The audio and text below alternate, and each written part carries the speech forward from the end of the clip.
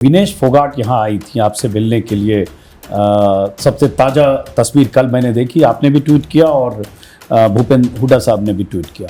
और विनेश फोगाट जब आई थी पेरिस से, तो आप एयरपोर्ट से रिसीव करने में भी थे, गाड़ियों के काफिले में भी आगे आप बोनट पर उस जीप में, जो मर्सिडीज की जीप थी, उस पर आप बैठे थे, काफ़ी दूर तक गए। कल आई भी। क्या टिकट के दावेदारों में विनेश फोगाट भी हैं? क्या सबकी नज़र इस पर भी लगी है? क्या इस बार विनेश भी चुनाव लड़ने वाली है? वो एक स्ट्रॉन्ग एक पर्सनालिटी है, स्ट्रॉन्ग कैंडिडेट हो सकती है। नहीं आप मैं उनको नहीं, वो तो ठीक है। देखिए, आप मूल सवाल का जवाब नहीं दे रहे दीपक।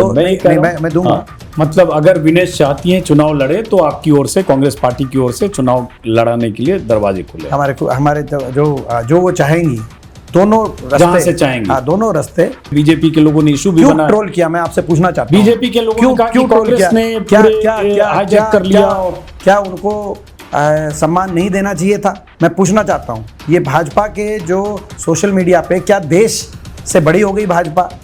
क्या देश का झंडा ऊंचा जाए, देश का सम्मान बढ़े, उसको भी भाजपा ऐसी दृष्टि से देखेगी?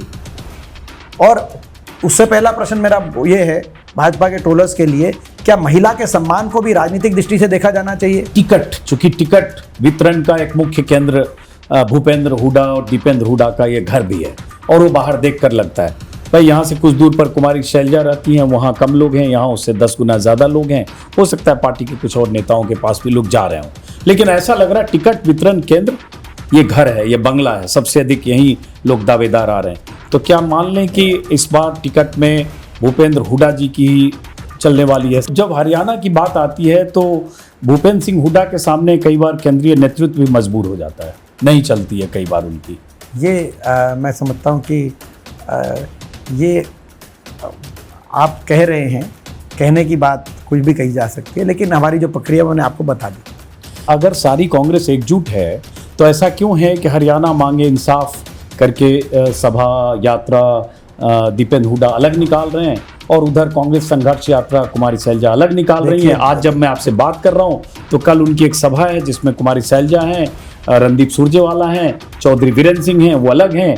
आप उनके मंच पे नहीं, वो आपके मंच पे नहीं। ऐसा कुछ नहीं है, सभी एकजुट हैं। कुछ तो है जिसकी पर्दादारी है। कुछ नहीं। कुमारी शैलजा अगर कांग्रेस संघर्ष यात्रा अलग कर रही हैं, आप अलग कर रहे हैं, साझा मंच शेयर कितने सालों से नहीं किया, या कितने महीनों से नहीं किया?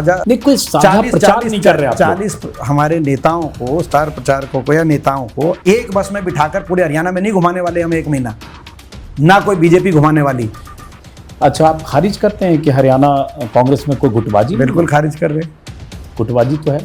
देखिए, प्रश्न को आप कितनी बार पूछेंगे, जवाब वही है। नहीं, 4-5 बार और पूछूंगा अभी, 4-5, क्योंकि भाजपा का कोई नेता मिलेगा, मैं उससे जरूर पूछूंगा नायब सिंह सैनी से। भाजपा में ज्यादा है। हालांकि एक बात बताओ, भाजपा वाले मुझे इंटरव्यू देंगे कि नहीं पता नहीं। नॉन स्टॉप हरियाणा, हाँ, ये अच्छा नारा है, इस नारे से मैं भी सहमत हूँ। भाजपा के इस नारे पे भाजपा चुनाव में उतर रही है। नॉन स्टॉप हरियाणा बेरोजगारी में नॉन स्टॉप हरियाणा क्राइम में नॉन स्टॉप नशे में नॉन स्टॉप किसान के उत्पीड़न में नॉन स्टॉप गरीब के उत्पीड़न में नॉन स्टॉप। ये जानना चाह रहा हूँ, मान लीजिए हरियाणा में अगर आपकी सरकार बनी, अब इफ पे बात करें, नतीजे तो 4 जून को आएंगे, तो मुख्यमंत्री का दावेदार या मुख्यमंत्री कौन होंगे? ये आरोप लगता है भूपेंद्र सिंह हुड्डा जी पर कि जैसे अभी आप चौधरी उदय भान का बार बार जिक्र कर रहे हो, क्योंकि अभी पीसीसी चीफ हैं, और भूपेंद्र सिंह हुड्डा जी के बिल्कुल खास हैं, वरद हस्त हैं। और उसके पहले जब ये दौर था कि चाहे कुमारी शैलजा प्रेसिडेंट पीसीसी चीफ रही हों, चाहे अशोक तंवर आए हों, जिनको राहुल गांधी लाए हों, वो कोई भी चल नहीं पाए, या उनकी कंपेटेबिलिटी नहीं हुई, या हुड्डा साहब से उनकी पटी नहीं, या हुड्डा साहब ने उनको कॉपरेट नहीं किया, और कांग्रेस उसमें बिखरी। अब इसका अगर आप जवाब दें या खंडन करें कि ये बेसलेस है।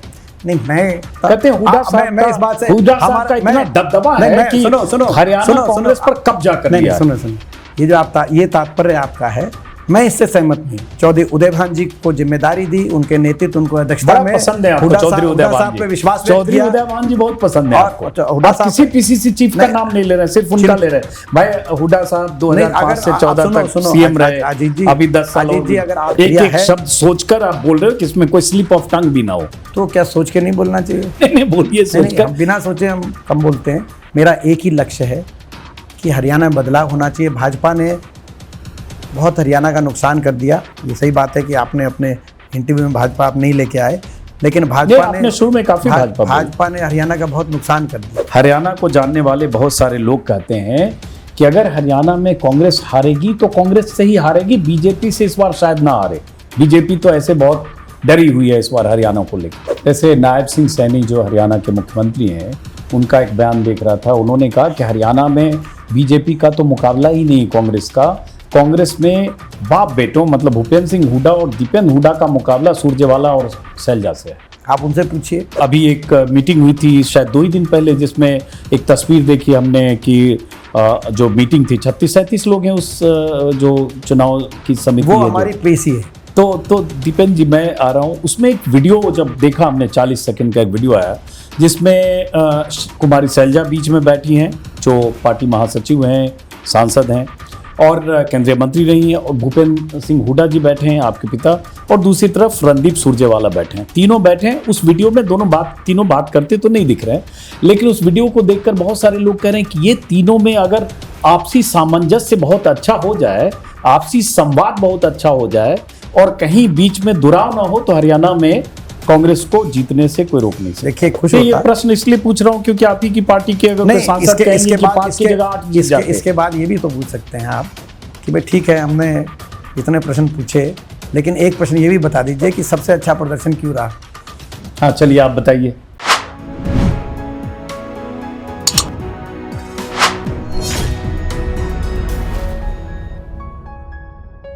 नमस्कार दोस्तों, उनके पिता 2 बार मुख्यमंत्री रहे हैं, अपने सूबे के दिग्गज नेताओं में से एक हैं, लोकसभा सदस्य रहे हैं, और वो जिनका हम जिक्र कर रहे हैं वो खुद 4 बार के लोकसभा सांसद हैं, राज्यसभा सदस्य भी रहे, और चारों बार जिस इलाके से जीते, जिस सीट से जीते, वो सीट उनके पिता की विरासत की पारंपरिक सीट थी और हर बार एक तरह से रिकॉर्ड तोड़ मार्जिन से जीते। इस बार भी 2024 में देश में कांग्रेस के जो 99 सांसद जीते, उनमें राहुल गांधी के बाद सबसे अधिक मार्जिन से जीतने वाले वो सांसद हैं।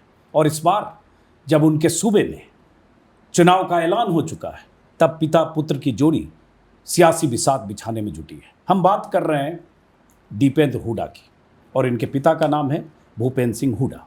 परिचय से आप जान चुके होंगे, हरियाणा में चुनाव है। बहुत बहुत स्वागत है दीपेंद्र आपका। और एक ख़ास परिचय ये भी है कि 27 साल की उम्र में, अगर सही कर रहा हूँ, 27 साल की उम्र में 2005 में आप पहली बार सांसद बने, तब भी बहुत ज़्यादा रिकॉर्ड तोड़ वोटों से। और उसके पहले अमेरिका में थे, आपने आईटी सेक्टर में काम किया, आपने बिजनेस स्कूल में स्टडी किया, और बाद में सियासत में रहते ही आपने लॉ भी किया। तो वो सब छोड़ के आप, जब आपके पिता मुख्यमंत्री बने 2005 में, उसके बाद आप उपचुनाव में लोकसभा में पहली बार सांसद बने, और उसके बाद एक लंबा सफ़र है दीपेंद्र हुड्डा का। लेकिन बहुत सारे सवालों के साथ, चूँकि हरियाणा में चुनाव है, इसलिए चुनावी सवाल भी, और इस दौर में जब पिता अभी भी हरियाणा में सबसे बड़े दिग्गज नेता के तौर पर टिकट देने से लेकर हरियाणा में कांग्रेस की सियासी रणनीति तय करने में बहुत अहम भूमिका निभा रहे हैं, तब दीपेंद्र हुड्डा की क्या भूमिका है, इसको लेकर भी सवाल। और कांग्रेस, वो कांग्रेस जिसके लिए 10 साल से हरियाणा में सूखा पड़ा है, वो कांग्रेस जो 2005 से लेकर 2014 तक हरियाणा में सत्ता में काबिज रही, वो कांग्रेस अभी सत्ता से बेदखल है। लेकिन इस बार क्या हरियाणा में कुछ माहौल बदला हुआ है, इसको भी समझने की कोशिश करेंगे, और तमाम सवालों के साथ। सबसे पहले बहुत बहुत स्वागत है दीपेंद्र। धन्यवाद। एक दौर तो वो भी था जब 2019 में उस लोकसभा चुनाव में जब आप और आपके पिता दोनों चुनाव हार गए, सोनीपत से और रोहतक से, लेकिन इस बार कमबैक हुआ, और अब विधानसभा चुनाव है। अभी मैं आपके घर के बाहर आया तो देखा बहुत ज़बरदस्त भीड़ है बाहर। मुझे लगता है आधे घंटे तक मैं लोगों से बात करने, समझने की कोशिश कर रहा था। 2000-2500 लोग, और यहाँ से 1 किलोमीटर में गाड़ियों का काफिला। सबको लग रहा है कि जो कुछ हरियाणा के बारे में तय होना है, टिकट के बारे में हरियाणा में विधानसभा में उम्मीदवारी को लेकर यही होना है, तो क्या चल रहा है अभी? देखिए, पहले तो अमूमन आप हमारे घर में अगर इलेक्शन के अथवा भी आएंगे, नॉर्मली आपको जो है अच्छी खासी आपको संख्या में लोग मिलेंगे, क्योंकि हरियाणा दिल्ली के 3 तरफ है। और हुड्डा साहब की भी कार्यशैली ये रही है, मेरी भी कार्यशैली रही है, हमेशा ओपन हाउस रहा है हमारा, कभी भी कोई आए मिले हरियाणा। मगर ये जो प्रतीक है इस बात का है जो आप कह रहे हो क्या चल रहा है, इतनी बड़ी संख्या जो आप देख रहे हैं और आपने देखा होगा लोगों में बड़ी जोश है, बड़ी भावना है, वो प्रतीक है कि हरियाणा में लोग बदलाव के लिए लोगों ने मन बना लिया है। भाजपा के 10 साल के कुशासन से हरियाणा का हर वर्ग पीड़ित है और हर वर्ग बदलाव चाहता है। और आशा का केंद्र बिंदु कांग्रेस पार्टी, चौधरी भूपेंद्र सिंह हुड्डा जी का नेतृत्व, चौधरी उदय भान जी की अध्यक्षता में पिछले 2 वर्ष से कांग्रेस पार्टी मजबूत हुई है। सभी कांग्रेस के लीडर्स के सहयोग से आज कांग्रेस ने मजबूत विपक्ष से एक मजबूत विकल्प का सफ़र हरियाणा में सफलतापूर्ण तय किया है। और हमें पूरा विश्वास है कांग्रेस प्रचंड बहुमत से हरियाणा में सरकार में आएगी। हम बहुत सारे सवाल उस पर भी करेंगे दीपेंद्र हुड्डा, कि आप अगर ये दावा कर रहे हैं प्रचंड बहुमत से, उसकी वजह क्या है, आपके मुद्दे क्या हैं? आप एक यात्रा भी निकाल रहे हैं इन दिनों, हरियाणा मांगे हरियाणा मांगे हिसाब, और आप बीजेपी के 10 साल के कार्यकाल का हिसाब भी मांग रहे हैं। उसमें ये भी हुआ कि अमित शाह ने किसी चुनावी सभा में कह दिया कि मैं बनिया का बेटा हूँ, मैं हिसाब लेकर आया हूँ, और बीजेपी के तमाम नेता उसको लेकर बहुत आक्रामक भी हुए। तो हिसाब देने की स्थिति में हैं बीजेपी के लोग? देखिए, बीजेपी के सभी नेताओं ने हमें तो सब सीधा 15 प्रश्न रखे थे। 10 साल के बाद क्या हरियाणा की जनता 15 प्रश्न भी पूछने का अधिकार नहीं है? प्रजातंत्र में सत्ता पक्ष तो हिसाब देती है और विपक्ष और जनता हिसाब मांगती है। ये प्रजातंत्र के अंदर मैं समझता हूँ कि एक ऐसी परंपरा है जो रहनी चाहिए। इस भावना से जो हरियाणा का इस भाजपा के कुशासन से 10 वर्षों में इतना नुकसान हुआ, हरियाणा की भाषा में कहा जाए तो हरियाणा का भट्टा बिठा दिया बीजेपी ने इन 10 वर्षों में। उन पहलुओं पे हमने 15 प्रश्न, बड़े सरल से प्रश्न भाजपा के सामने रखे, भाजपा सरकार से पूछे। लेकिन पूरी भाजपा में उन प्रश्नों को सुन के बड़ी तिलमिलाहट हुई और मुझे निशाने पे लिया गया। असली दर्द इन प्रश्नों का था, इन सवालों का था। असली दर्द था कि कोई हिसाब कैसे मांगे, इस अहंकार का असली दर्द था। और निशाने पे हम आ गए। और बड़े सरल से प्रश्न है अजीत जी। भारत सरकार के अनुसार, मोदी सरकार के अनुसार देश में सर्वाधिक बेरोजगारी दर 2024 में हरियाणा में 10 साल की भाजपा सरकार के बाद ऐसा क्यों होना चाहिए? भाजपा सरकार के अनुसार, केंद्र सरकार के अनुसार, गृह मंत्रालय के अनुसार, एनसीआरबी के डेटा के अनुसार देश में सबसे ज़्यादा क्राइम, सबसे ज़्यादा अपराध दर, जिसमें फिरौती दर देश में सबसे ज़्यादा, अपहरण दर देश में सबसे ज़्यादा, डकैती दर देश में सबसे ज़्यादा, हत्या दर देश में नंबर 2, महिलाओं पे अपराध दर देश में सबसे ज़्यादा क्राइम हरियाणा में 10 साल की सरकार के बाद ऐसा क्यों? बड़ा सरल सा सवाल है। देश में सबसे ज़्यादा महंगाई दर, क्योंकि सबसे ज़्यादा वैट, सबसे महंगा डीजल पेट्रोल हरियाणा में क्यों? गरीब आदमियों की सारी स्कीम्स जो हमारे समय चल रही थी, 100-100 गज के प्लॉट की स्कीम हमारे समय चल रही थी, 4 लाख एससी समाज, बैकवर्ड समाज, गरीब परिवारों को 100-100 गज के प्लॉट जो दिए गए थे गाँव में, वो स्कीम बंद हो गई। मकान की स्कीम बंद हो गई। गरीब की सारी स्कीम्स एक तरफ बंद की। दूसरी ओर किसान पे भाजपा का काल बन गया, किसानों का काला काल। 750 किसानों की जान की कुर्बानी लेने वाली सरकार साबित हुई, आपने देखा। और आज तक भाजपा किसी नेता ने सहानुभूति के 2 शब्द नहीं कहे। तो हमने वो भी सवाल पूछा। हमने ये भी सवाल पूछा कि ऐसा क्या भाजपा में अहंकार था कि इस 10 साल में हमारे स्कूल के बच्चों से लेकर, आपको मैं जानकारी में ला दूं, 5000 स्कूल मर्ज या बंद कर दिए गए हरियाणा में भाजपा ने। और स्कूली बच्चों को 6-6 महीने तक धरने पे, पहली क्लास दूसरी क्लास के बच्चे धरने पे बैठे, 500 स्कूलों में धरने चले। मैं स्वयं 50 से ज़्यादा स्कूलों में गया। तो स्कूली बच्चों से लेकर और हमारी बेटियों तक, जिनको जंतर मंतर पे धरने पे बैठना पड़ा, अपने सम्मान के लिए, अपनी इज्जत के लिए, अपने न्याय मांग रही थी वो बेटियां, उनका क्या कसूर था जिनको घसीटा गया। तो बच्चों से लेकर हमारी बेटियों तक, किसानों से लेकर कर्मचारियों तक जो ओल्ड पेंशन स्कीम मांग रहे थे, सरपंच जो पंचायती अधिकार के अपने अधिकार मांग रहे, सरपंचों से लेकर आंगनवाड़ी और आशा बहनों तक सबको ये सरकार सड़क पे ले आई, सबको धरने करने पड़े अपने अधिकारों को लेकर, और सबको अपने अधिकारों को लेकर जब उन्होंने मांग उठाई तो सबको लाठी की भाषा से सरकार ने जवाब दिया। तो ऐसा हरियाणा में क्यों? हरियाणा में कच्ची नौकरी की राजधानी हरियाणा क्यों बना दिया? हरियाणा की जो हरियाणा के सरकारी सिस्टम में 2 लाख सरकारी पदों को समाप्त कर दिया इस सरकार ने। कौशल निगम ले आए। कौशल निगम एक ऐसा जो कौशल निगम जिसमें कच्ची भर्ती, बिना रिजर्वेशन, बिना पेंशन के भर्ती करने का काम, बैक डोर से फुल करप्शन, कच्ची भर्तियां कर दी हरियाणा में। अग्निवीर योजना सबसे ज़्यादा प्रभावित अगर कोई प्रदेश उस अग्निवीर से है वो भी हरियाणा प्रदेश। और अगर आप समझ सकते हैं सरकारी सिस्टम में नौकरियां समाप्त की जा रही हैं तो बाबा साहब के संविधान के अनुसार जो अधिकार जिन वर्गों को आरक्षण का अधिकार, पक्की सरकारी नौकरी का अधिकार दिया जा रहा है, ऐसी समाज, ओबीसी समाज, उन समाजों के भी अधिकारों से उनको वंचित किया गया हरियाणा में धड़ल्ले से। तो ये सारे प्रश्न हरियाणा में एक और, जैसे मैंने कहा, कच्ची नौकरी में और सीटी में हरियाणा के युवाओं को उलझा दिया गया, युवाओं के भविष्य को उलझा दिया इस सरकार ने। तो दूसरी ओर आम जन को हरियाणा के property ID, family ID, portal, जब गुजरात में पोर्टल और आईडी नहीं है तो हरियाणा में क्यों पोर्टल आईडी हुई, उनको उलझा दिया। ये भी हमारा एक सवाल। और एक सवाल जो बहुत महत्वपूर्ण, नशे में भी देश में नंबर 1, मैं आखिरी सवाल आपको बताता हूँ, देश में नंबर 1 हरियाणा केवल बेरोजगारी में नहीं पहुँचाया इस सरकार ने, या केवल अपराध में ही देश में नंबर 1 नहीं, नशे में पंजाब से आगे निकल गया हरियाणा। ड्रग रिलेटेड ओवरडोज में अगर आप देखें पिछले 3 साल से एनसीआरबी के डेटे में उपलब्ध है, हरियाणा में ज़्यादा डेथ हो रही है ड्रग रिलेटेड ओवरडोज। पंजाब से आगे निकल गया नशे में, और देश में नंबर 1 बन गया पलायन में, विदेशों में पलायन में। जो डोंकी पिक्चर बनी थी वो भी हरियाणा देश में नंबर 1 बन गया विदेश में हरियाणा का नौजवान अपने भविष्य को लेकर अपने देश में, अपने प्रदेश में इतना निराश हो गया कि डोंकी के रास्ते घर बार बेचकर, उधार लेकर, जान हथेली पे लेकर अवैध तरीके से विदेश जाने पे मजबूर हो गया, मजदूरी करने के लिए।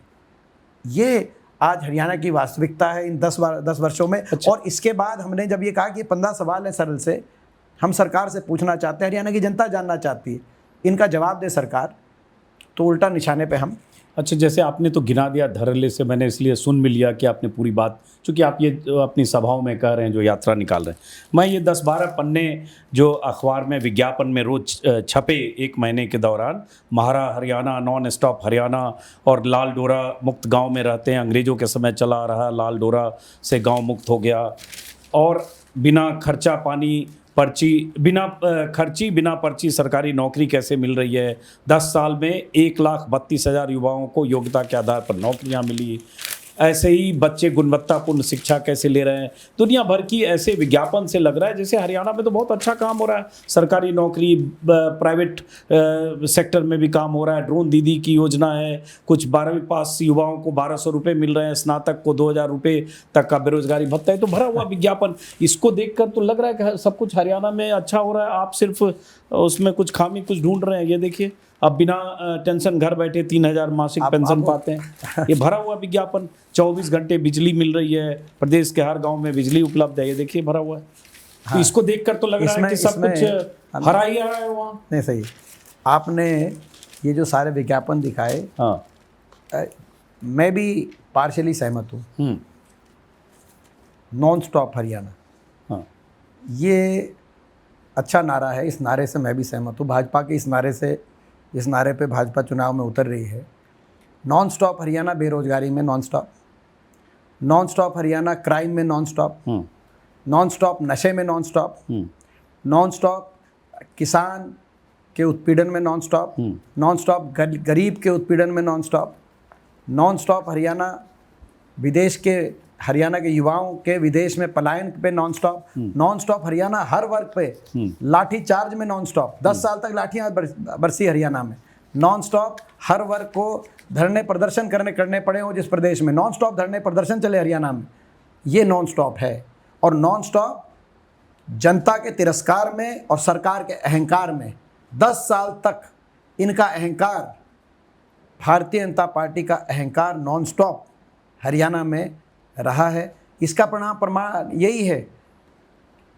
10 साल के बाद भी अपने जब इन्होंने धरातल के सर्वे कराए, जिस सर्वे के आधार पर आपने देखा इन्होंने अपना सारा जो है अपनी कैबिनेट बदली, अपने प्रदेश अध्यक्ष को बदला, अपने उप मुख्यमंत्री को बदला, अपने मुख्यमंत्री चेहरे को भी बदल दिया, लेकिन घमंड को नहीं बदला।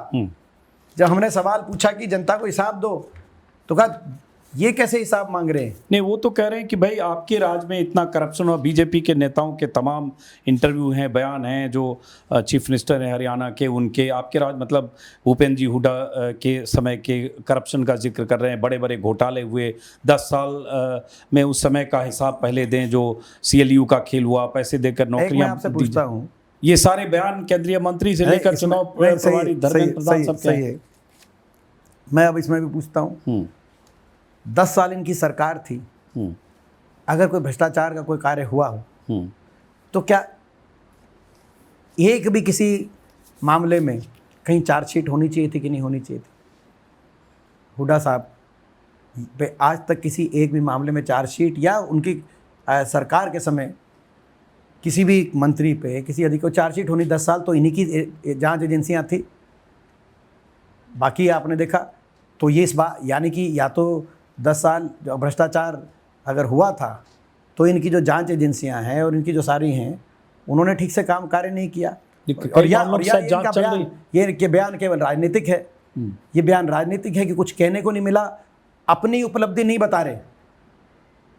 और इसीलिए अपनी उपलब्धि 10 साल के बाद भी हुड्डा साहब को और मुझको और कांग्रेस पार्टी को निशाने पे लेकर अपना चुनाव में लोगों के बीच में जाना चाह रहे हैं। लेकिन लोग सुनना चाह रहे हैं 10 साल में आपने क्या किया। हम आज भी अपने काम बता के लोगों के बीच में जा रहे हैं। हाँ, हम इनसे भी सवाल पूछ रहे हैं क्योंकि वो एक जिम्मेदार विपक्ष की भूमिका है कि हम इनसे भी सवाल पूछ रहे हैं, इनसे हिसाब मांग रहे हैं, तो हम अपना हिसाब भी दे रहे हैं और साथ में इनका हिसाब ले रहे हैं।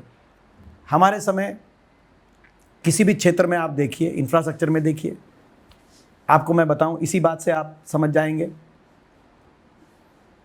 कांग्रेस की पूर्ववर्ती हुड्डा सरकार के समय मेट्रो हरियाणा में 81 किलोमीटर मेट्रो का विस्तार हुआ।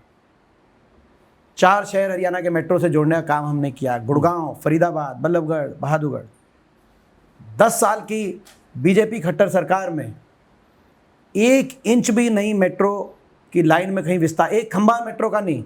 ये वो 10 साल है। मैं राजनीति से भी ऊपर उठ के बात करूं, आप पश्चिमी उत्तर प्रदेश से, ये 10 साल है मेट्रो नोएडा से ग्रेटर नोएडा पहुंच गई।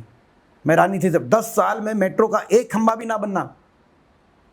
मैं सर्टिफिकेट नहीं दे रहा उत्तर प्रदेश की सरकार को, लेकिन मैं एक बात कह रहा हूं कि 10 साल में विकास को इस तरह रुकना। हम अपना हिसाब दे रहे हैं, आप इस अपने हमारे समय 250 किलोमीटर रेल की लाइन हरियाणा के अंदर बिछाई गई या उन पर काम शुरू हो गया फाउंडेशन रखकर। रेवाड़ी से झज्जर रेल से जुड़ा, महम से हासी रेल से जुड़ा, जींद गोहाना सोनीपत रेल से जुड़ा और 250 किलोमीटर की तो हमने रेल की लाइन बिछाई और 300 किलोमीटर सिद्धांतिक मंजूरी मिली। इन्होंने बुलेट ट्रेन की बात करने वालों ने 1 इंच मेट्रो या 1 इंच रेल की लाइन धरातल पर हरियाणा में उतारने का काम नहीं किया। हमारे समय 4 थर्मल के कारखाने बिजली पैदा करने के, 2 झज्जर झाड़ली में, खानपुर में, 1 हिसार खेदड़ में, 1 यमुनानगर के अंदर 4 थर्मल के कारखाने और 1 परमाणु का कारखाना फतेहाबाद में। ऐसी क्या हरियाणा के में बिजली उपभोक्ताओं की में बिजली की खपत को लेके डिमांड कम हो गई थी कि 10 साल में एक नया कारखाना बिजली के उत्पादन का आप छोड़िए, एक बिजली की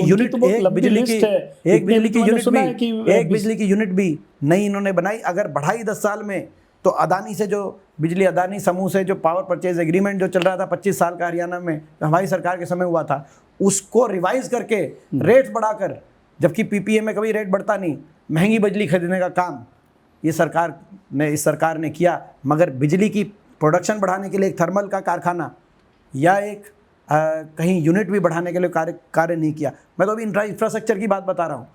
आप शिक्षा में देखिए, हमारे समय 2632 नए स्कूल हरियाणा के अंदर स्थापित किए सरकारी क्षेत्र के अंदर। इनके समय 5000 स्कूल बंद कर दिए। हमारे समय ये जो 1 लाख कह रहे थे नौकरी दी गई, 1 लाख तो केवल शिक्षा नौकरी दी गई ना पर्ची से, बिना पर्ची के। 1 लाख तो हमारे केवल शिक्षा के क्षेत्र में, हमारे रोजगार हमारी सरकार में। तो जैसे मैंने कहा कि 2600 हमारे 2632 स्कूल, नए सरकारी स्कूल, इन्हें 5000 स्कूल बंद किए, मर्ज किए। आप उच्च शिक्षा में देखिए, हमारे समय 12 नई सरकारी विश्वविद्यालय, बाबा साहब के नाम से बनने वाला बाबा Saheb Bhimrao Ambedkar national law university Sonipat में, चौधरी छोटू राम के नाम से बनने वाला की मूर्थल में यूनिवर्सिटी, भगत फूल सिंह महिला उत्तर भारत की पहली महिला यूनिवर्सिटी कानपुर के अंदर, इसी प्रकार से लाला लाजपत राय के नाम से बनने वाली हमारी यूनिवर्सिटी उस समय बनी हमारी हिसार में, इंदिरा गांधी जी के नाम से यूनिवर्सिटी बनी हमारी रेवाड़ी में, सेंट्रल यूनिवर्सिटी बनी हमारी महेंद्रगढ़ अच्छा, के अंदर। इतना सब किया ही तो नहीं अभी ये मैं इसको कंक्लूड कर दूं थोड़ा। 12 यूनिवर्सिटीज़ जो मैंने कहा सरकारी क्षेत्र, 18 राष्ट्रीय संस्थान अलग अलग हमारे समय मतलब भूपेंद्र हुड्डा जी के समय, कांग्रेस पार्टी के समय, चौधरी भूपेंद्र सिंह हुड्डा जी के नेतृत्व वाली सरकार के समय, तो ये इनके समय एक नई यूनिवर्सिटी नहीं, एक नया कोई सरकार, हमारे जैसे मैंने कहा राष्ट्रीय संस्थान National Institute of Fashion Technology Panchkula में, National Institute of Design Kurukshetra के अंदर, Indian Institute of Management IIM उस समय रोहतक में बना। तो हर जो है क्षेत्र के अंदर आप देखिए 6 मेडिकल कॉलेज, मेवात में मेडिकल कॉलेज, फरीदाबाद में उस समय मेडिकल कॉलेज बना, कानपुर में मेडिकल कॉलेज बना, करनाल में कल्पना चावला मेडिकल कॉलेज, तो 6 मेडिकल कॉलेज बने। मगर इनके समय एक कोई नया कोई यूनिवर्सिटी वो तो नहीं दिखाया कि बहुत काम जो हुआ, इतना विज्ञापन वही तो हम कह रहे, काम कहाँ हुआ है। इनमें से जो मैंने आपको बताया, जो मैंने कहा है, जैसे मैं एक ही बात पे कह दूं कि 10 साल में मेट्रो का एक खंभा नहीं बना।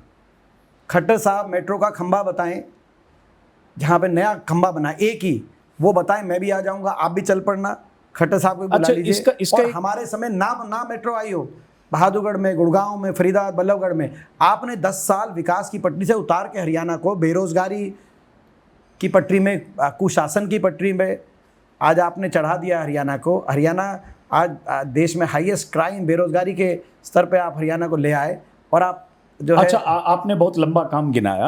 अगर इतना किया ही हरियाणा में 10 साल में, 2005 से 2014 तक आपके पिताजी की सरकार के समय, फिर ऐसी स्थिति क्यों आई कि जब 2005 में हरियाणा में सरकार बनी थी, उस समय 67 सीटें जीती थी कांग्रेस, 2009 में घटकर 40 पे हो गई कांग्रेस, 2014 में देखें कांग्रेस 15 पर आ गई, 2019 में कांग्रेस को थोड़ा इजाफा हुआ, 30-31 पर आए, 31 पर। तो इतना काम करने के बाद फिर कांग्रेस 67 से आधे पर 10 साल बाद, 15 साल बाद। देखिए, जैसे आपने कहा कि 2009 में 4 में हमारी सरकार बनी, 2009 में दोबारा से लोकसभा चुनाव में कांग्रेस के 9 सांसद जीते हरियाणा से अच्छे बहुमत से, और हमारी सरकार हरियाणा में लगभग 3 दशक के बाद एक ऐसी सरकार बनी जो रिपीट हुई 2009 के बाद। तो लोगों ने दोबारा से सरकार को मौका दिया। ये हरियाणा में 3 दशकों के बाद ऐसा हरियाणा के इतिहास में ये पहली बार हुआ कि सरकार रिपीट हुई। तो आप समझ सकते हैं 14 में पूरे देश में एक मैं समझता हूँ कि हमारे प्रति एक एंटी इनकम्बेंसी कह लीजिए, या भाजपा के प्रति पहली बार प्रधानमंत्री के रूप में मोदी जी ने को अवसर मिला। हमारे चुनाव उसके बाद होते हैं, लोकसभा चुनाव के 6 महीने बाद होते हैं, और जब चुनाव हुए हरियाणा के अंदर तो पहली बार हरियाणा के लोगों ने, क्योंकि केंद्र में बीजेपी की नई सरकार बनी थी, तो हरियाणा के लोगों ने भाजपा को मौका दिया। आप 2014 की हमारा प्रदर्शन, 14 का हमारा प्रदर्शन आप देश के संदर्भ में देखिए कि देश में जहाँ जहाँ चुनाव हुए 14 में, लोकसभा में भी और लोकसभा के बाद वाले जो चुनाव थे, तो वहाँ पे लोगों ने बदलाव और भाजपा को एक मौका देने का लोगों ने निर्णय किया 2014 में। 19 में जो आपने कहा नहीं, बस 2014 में देखिए क्या हुआ। 2005 में जिस बीजेपी को हरियाणा में 2 सीटें थी, वो 2014 में बीजेपी 47 सीट जीत जाती है। जिस कांग्रेस को 2005 में 67 सीटें थी, वो कांग्रेस घटकर 2014 में 15 पर आ जाती है। सरकार तो भूपेंद्र सिंह हुड्डा जी की थी। आपकी नहीं है, मैं आपकी बात को जो है मैंने वही कहा कि उसमें हमारी एंटी इनकम्बेंसी और पूरे देश में भाजपा के प्रति एक माहौल। 2014 में आप अगर हर प्रदेश में देखेंगे कि भाजपा के कितने प्रदेशों में सरकारें बनी 2014 में जो चुनाव हुए, आपको स्वयं उसका उत्तर मिल जाएगा देश के तमाम प्रदेशों में। और लोकसभा में भी रिजल्ट रहा, हालांकि लोगों ने तो लोकसभा में उस समय व्यक्तिगत रूप से मुझे लोगों का पूरा आशीर्वाद मिला, और पूरे पूर्वोत्तर में उत्तर पश्चिम में जितने भी हमारे प्रदेश हैं आसपास के, इन प्रदेशों में मुझे सर्वाधिक मत प्रतिशत से जिताकर, तब जब उस समय कांग्रेस को सिर्फ 44 सीटें मिली। 44 सीट मिली थी, तो 44 में से उत्तर भारत में गिनती की 3-4 सीटें थी, और उन 3-4 सीटों में सबसे ज़्यादा मत प्रतिशत से रोहतक में मुझे जिताकर 2014 में भेजा। लेकिन पूरे उत्तर भारत में और ख़ास तौर में पश्चिम उत्तर में अगर हम देखें तो भाजपा को उस समय लोगों ने मौका देने का मन बनाया। Anti incumbency, state level, central level, वो सारी फैक्टर्स थे, उसको हम स्वीकार कर रहे हैं, और भाजपा को लोगों ने मौका देने का मन बनाया। प्रजातंत्र में कोई भी जनादेश दिया जाए तो उस बात को स्वीकार किया जाता, तो उस बात को हम स्वीकार करते हैं कि उस समय मोदी जी प्रधानमंत्री उनके बनने के बाद पहला चुनाव हरियाणा में था, तो लोगों ने पहली बार भाजपा को, हरियाणा के लोगों ने मौका दिया। लेकिन उस मौके का क्या किया? 10 साल जो भाजपा को मिले, उस मौके को भाजपा ने गंवा दिया, अपने लिए भी और हरियाणा के लोगों के लिए भी। 19 अलग है, 19 की जो आपने बात करी, 19 में कई फैक्टर्स थे। जो 19 में, सही कहा आपने, कांग्रेस की 31 सीट आई, भाजपा की 40 आई, पूर्ण बहुमत भाजपा को नहीं मिला। 19 में ऊपर और नीचे लोगों ने अलग अपना फैसला सुनाया। 19 में ऊपर 10 की 10 सीट भाजपा को जरूर दी, तो यानी कि केंद्र सरकार के प्रति लोगों ने उस समय विश्वास व्यक्त अवश्य किया। और भाजपा की 19 के लोकसभा चुनाव में हरियाणा में 80-90 में से 80 सीटों पर भाजपा की लीड आई। कांग्रेस केवल 10 सीटों पे कांग्रेस की लीड आई, जिनमें से 10 में से 5 रोहतक में सीट थी, कुछ सोनीपत में थी, कुछ मेवात में थी। बाकी जगह प्रदेश में एक भी सीट पे लीड नहीं आई। जिन सीटों से हुड्डा साहब लड़ रहे थे, मैं लड़ रहा था, रोहतक, सोनीपत और 3 हमारी मेवात को छोड़कर। लेकिन जब विधानसभा चुनाव की बात आई तो कांग्रेस उठ खड़ी हुई, मत प्रतिशत में भी, सीटों में भी। भाजपा ने नारा दिया 75 पार, लोगों ने उस 75 पार की हवा निकाल दी। 75 पार नारा इसलिए दिया था कि 80 सीटों पे लीड आई थी। मात्र 6 महीने के अंतराल में जहां 80 विधानसभा सेगमेंट्स में लीड आई हो, वो घट के आ गया 40 पे, और कांग्रेस बढ़ के आ गई 31 पे। और वहाँ भी कहीं ना कहीं जनभावना भाजपा की सरकार, प्रदेश की सरकार को बदलने की जनभावना थी, बदलाव की जनभावना थी, कहीं ना कहीं कमी हमारी रही। और मैं उसका बताता हूँ क्यों जनभावना थी। क्योंकि आपने देखा होगा कि जो 10 सीटें आई जेजेपी की, उस समय 9 इंडिपेंडेंट्स आए, 10 जेजेपी आई। बीजेपी तो हार रही थी इन सीटों पर। 10 सीटें जो जेजेपी की आई, जेजेपी का नारा उस समय था भाजपा करो जमुना पार, भाजपा करो जमुना पार। खट्टर साहब बोलते थे बीजेपी जाएगी 75 पार, और दुष्यंत चौटाला बोलते थे बीजेपी को करो जमुना पार। इलेक्शन होते ही लेकिन दोनों बन गए पक्के यार। 5 साल तक चलाई भ्रष्ट सरकार, वो एक अलग कहानी है। लेकिन वो सारी सीटें भी भाजपा के एंटी इनकम्बेंसी की सीटें थी। लोग बदलाव चाहते थे। कहीं ना कहीं उस समय मैं कहूँगा कि कांग्रेस पार्टी के हमारे जो है संगठनात्मक रूप से हम जनता की भावना के अनुरूप सही समय पे हमें जो फैसले लेने चाहिए थे वो नहीं ले पाए। टिकट डिस्ट्रीब्यूशन की बात हो, प्रदेश के नेतृत्व के संबंधी फैसलों की बातें रही हों, और एक आत्मविश्वास की बात हो। हमें जब लोकसभा में नतीजा आया तो पूरी हमारा केडर पार्टी, हम आत्मविश्वास की, मनोबल की कमी आप मानिए, हमें खुद ही विश्वास नहीं था कि जनता में इतना बदलाव है केंद्र को लेकर और प्रदेश को लेकर। तो वो कहीं ना कहीं, लेकिन इस बार मैं क्यों इतना आत्मविश्वास से कह रहा हूँ कि इस बार वो जो एंटी इनकम्बेंसी है, जो 5 साल की थी तभी लोग बदलाव चाहते थे, अब वो प्रचंड एंटी इनकम्बेंसी में बदल चुकी है 10 साल। क्योंकि ये 5 साल जो इनके दूसरे 5 साल तो पहले 5 साल से भी खराब गए, क्योंकि मिल गए जेजेपी के साथ, और एक भ्रष्टाचार की पर्यायवाची सरकार चलाई इन्होंने 5 साल एक और दूसरी, और बाकी जो मैंने सारी फैक्टर्स गिने जो सवाल हम पूछ रहे हैं, और एंटी इनकम्बेंसी एक रिकॉर्ड स्तर पे है। और दूसरी ओर कांग्रेस पार्टी ने सही संगठनात्मक, सही समय पे अपने जो संगठनात्मक फैसले हैं, मैं केंद्रीय नेतृत्व का बहुत धन्यवाद करता हूँ, आदरणीय खड़गे जी का, आदरणीय राहुल जी का, आदरणीय सोनिया जी का। उन्होंने सही समय पे हरियाणा के अंदर जो संगठनात्मक फैसले किए हैं, वो जनभावनाओं के अनुरूप वो फैसले किए गए हैं। और इसीलिए आज लोकसभा चुनाव में जो नतीजा आपने देखा कि देश में सबसे ज़्यादा बेहतर प्रदर्शन कांग्रेस पार्टी का भी और इंडिया गठबंधन का भी और विपक्ष का भी 29 प्रदेशों में मत प्रतिशत में, सीटों में और अपमत प्रतिशत में वृद्धि में देश में सबसे 29 प्रदेशों में सबसे अच्छा प्रदर्शन विपक्ष और कांग्रेस पार्टी का हरियाणा में रहा। ये कारण है। जैसा शुरू में मैंने कहा कि जैसे बाहर इतनी भीड़ है, 2000 लोग बताया गया कि सुबह से ही लगातार सैकड़ों लोग होते हैं, 2-2.5 हज़ार लोग पूरे दिन होते हैं और उसमें बहुत सारे टिकटार्थी होते हैं। बाहर मैं मिला, बहुत सारे लोग अपना बायोडाटा लेकर आ रहे हैं भूपेंद्र हुड्डा जी को देने। आपको भी देखा, कुछ लोगों से आप भी मिल रहे हैं। टिकटार्थी भी हैं और उनके साथ बहुत सारे उनके समर्थक भी हैं। 90 सीटें हैं। कहा जा रहा है 1 अनार 100 अनार जैसे 100 बीमार जैसे होता है। तो कुछ ऐसा है कि 2500-3000 कैंडिडेट की लिस्ट आ गई है, दावेदार या उम्मीदवार आ गए हैं, उसकी छटनी कुछ स्क्रीनिंग और ये सब हो रहा है। 2500 लोगों ने जो हमारी प्रक्रिया है उसमें पहला उसमें स्टेप होता है कि एप्लीकेशंस मांगी जाती हैं प्रदेश कांग्रेस कार्यालय द्वारा। वो जो एप्लीकेशंस मांगी गई उसका भी रिकॉर्ड टूटा है।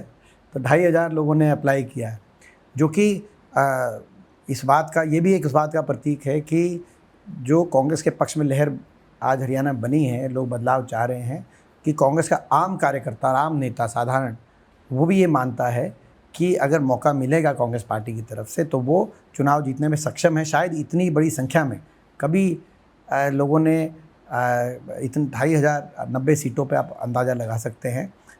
मगर इसका एक ये पहलू है, सही बात है। दूसरा पहलू ये है, इन सबको साथ लेके हमें चलना होगा, क्योंकि टिकट तो 90 ही मिलेंगी। लेकिन ये जिम्मेदारी कांग्रेस पार्टी की है कि सभी कार्यकर्ताओं का मान सम्मान बना रहे। जब हमारी सरकार बने तो ये सभी साथी जो साथ देंगे हमारे उम्मीदवारों का, डट के खड़े होंगे। क्योंकि कई बार सर्वे भी हम कराते हैं, सर्वे के आधार पे ही तो जो बाहर लोग आए उसमें बहुत सारे बता रहे हैं सर्वे में भी उनका नाम है। ठीक है, कांग्रेस पार्टी सर्वे करा रही है। हाँ।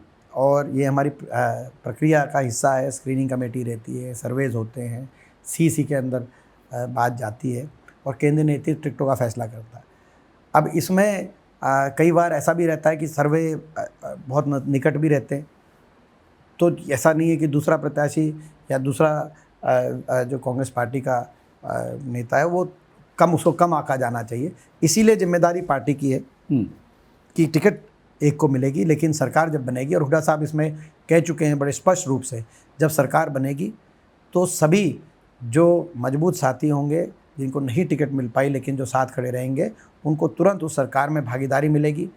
चाहे वो चेयरमैन इत्यादि की अलग अलग पोस्ट पर नियुक्तियों की बात हो, चाहे वो मान सम्मान की सरकार में बात हो, उनको सरकार के अंदर पूर्ण रूप से भागीदारी और मान सम्मान दिया जाएगा। ये बताइए, कल जैसे विनेश फोगाट यहाँ आई थी आपसे मिलने के लिए, सबसे ताज़ा तस्वीर कल मैंने देखी, आपने भी ट्वीट किया और भूपेंद्र हुड्डा साहब ने भी ट्वीट किया।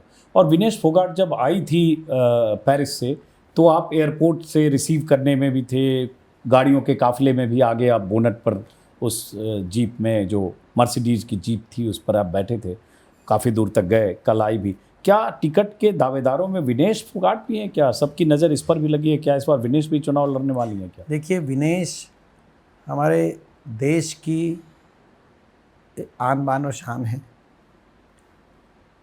उन्होंने वो करके दिखाया है जो अभी तक किसी ने नहीं करा। ओलंपिक के फाइनल में वो पहुंची हैं, पहली महिला हमारी कुश्ती की पहलवान हैं। और उनका अगर आप रिकॉर्ड देखेंगे, consistent record, extraordinary exemplary record रहा। ये दुर्भाग्य की बात है कि जो उनके साथ बर्ताव हमारे देश में किया गया सिस्टम द्वारा, हमारी सरकार द्वारा। तो मैं तो संसद में जब ओलंपिक के खेल शुरू हुए थे उसके 3 दिन पहले जब चर्चा हुई थी, तब मैंने यही एक बात कही थी कि अब जो खिलाड़ी विश्व पटल पे जाकर दूसरे खिलाड़ियों से लड़ेंगे देश का मान बढ़ाने के लिए, उनको कम से कम अपने देश की सरकार और सिस्टम से ना लड़ना पड़े, तो आप उनको शुभकामनाएं दे सकते हैं सच्चे दिल से। लेकिन जो यहाँ 6-6 महीने मैट छोड़कर और धरनों की दरी पे बैठने में मजबूर रही हों जो खिलाड़ी, और फिर वो जाकर विश्व विजेता पहलवानों को चित कर दें, फिर उसके बावजूद, जबकि वो जो 6 महीने बाकी सभी खिलाड़ी मैट पे ट्रेनिंग कर रहे थे, तो उनकी अचीवमेंट पे हमें कितना गौरव है, आप उसका अंदाज़ा लगा सकते हैं। तो नहीं, वो तो ठीक है। देखिए, आप मूल सवाल का जवाब नहीं दे रहे दीपक, तो मैं दूंगा। हाँ। तो उसमें देखिए, सबसे बढ़िया बात तो ये है जो हुड्डा साहब ने सबसे पहले सुझाव रखा है कि विनेश फोगाट को राज्यसभा में मनोनीत किया जाना चाहिए, जैसे सचिन तेंदुलकर को मनोनीत किया गया, जैसे मैरी कॉम को मनोनीत किया गया, क्योंकि उनकी अचीवमेंट किसी से कम नहीं है। अपनी फील्ड की विनेश फोगाट, अपनी फील्ड की मैरी कॉम भी हैं, अपनी फील्ड की सचिन तेंदुलकर भी हैं, तो उनको, और इसी फील्ड से सबसे ज़्यादा आज तक ओलंपिक मेडल आए हैं, तो उनको राज्यसभा में मनोनीत किया जाना चाहिए। और वो उसके साथ साथ तो मनोनीत मतलब प्रेसिडेंशियल नॉमिनेशन की बात सबसे अच्छी बात तो वो है। हाँ, लेकिन वो तो मोदी जी तय करेंगे। हमने मैं उसमें, और वो एक संघर्ष और साहस की भी प्रतीक के रूप में, इसके अलावा स्पोर्ट्स अचीवमेंट्स के अलावा संघर्ष और साहस की प्रतीक के रूप में भी उभरी हैं देश में। उन्होंने अपनी पहचान बनाई, उनकी फीलिंग्स जैसे हर्ट हुई हैं उसको हील करना ज़रूरी है। तो पहले तो सबसे अच्छी बात ये रहती। दूसरी बात ये अच्छी ये रहती कि राज्यसभा में जो हरियाणा से भी एक सीट हो रही थी, उसमें सर्वसम्मति से सारे दल, हाँ, लेकिन वैसी स्थिति है नहीं, वैसी स्थिति बन नहीं पाई, क्योंकि भाजपा ने अपने उम्मीदवार, उस सुझाव को भाजपा ने स्वीकार नहीं किया। फिर अब ये विनेश को फैसला लेना है कि विनेश आगे क्या करना चाहती हैं। वो एक स्ट्रॉन्ग एक पर्सनालिटी है, स्ट्रॉन्ग कैंडिडेट हो सकती है। नहीं, आप, मैं क्या उनको फैसला लेना है। वो अपनी देखिए, आप मैं जेन्युइन आंसर दे रहा हूँ आपको। अगर वो अपने स्पोर्ट को परस्यू करना चाहती तो वो भी एक फ़ैसला है, एंड हम उसके we fully support that decision also. हम उस परिस्थिति में भी उनके साथ, जी जान के साथ उनके साथ है सारा देश, और हम भी व्यक्तिगत रूप से भी, और पूरा हमारा प्रदेश भी। अगर वो परस्यू करना चाहती हैं, वो उनको अपनी परिस्थिति देखनी है कि उनके खेल में वो अभी अपने आप को कहाँ पाती है, उनकी शारीरिक क्षमता, उनकी एज, उनके स्पोर्ट में क्या आगे वो है, वो एक है उनके लिए पाथ। अगर वो ये फैसला करती हैं कि उनको राजनीति के माध्यम से जन सेवा की तरफ कदम बढ़ाने हैं, तो हमारी ओर से उनके लिए दरवाजे खुले हैं। मतलब अगर विनेश चाहती हैं चुनाव लड़े, तो आपकी ओर से, कांग्रेस पार्टी की ओर से चुनाव लड़ाने के लिए दरवाजे खुले हैं।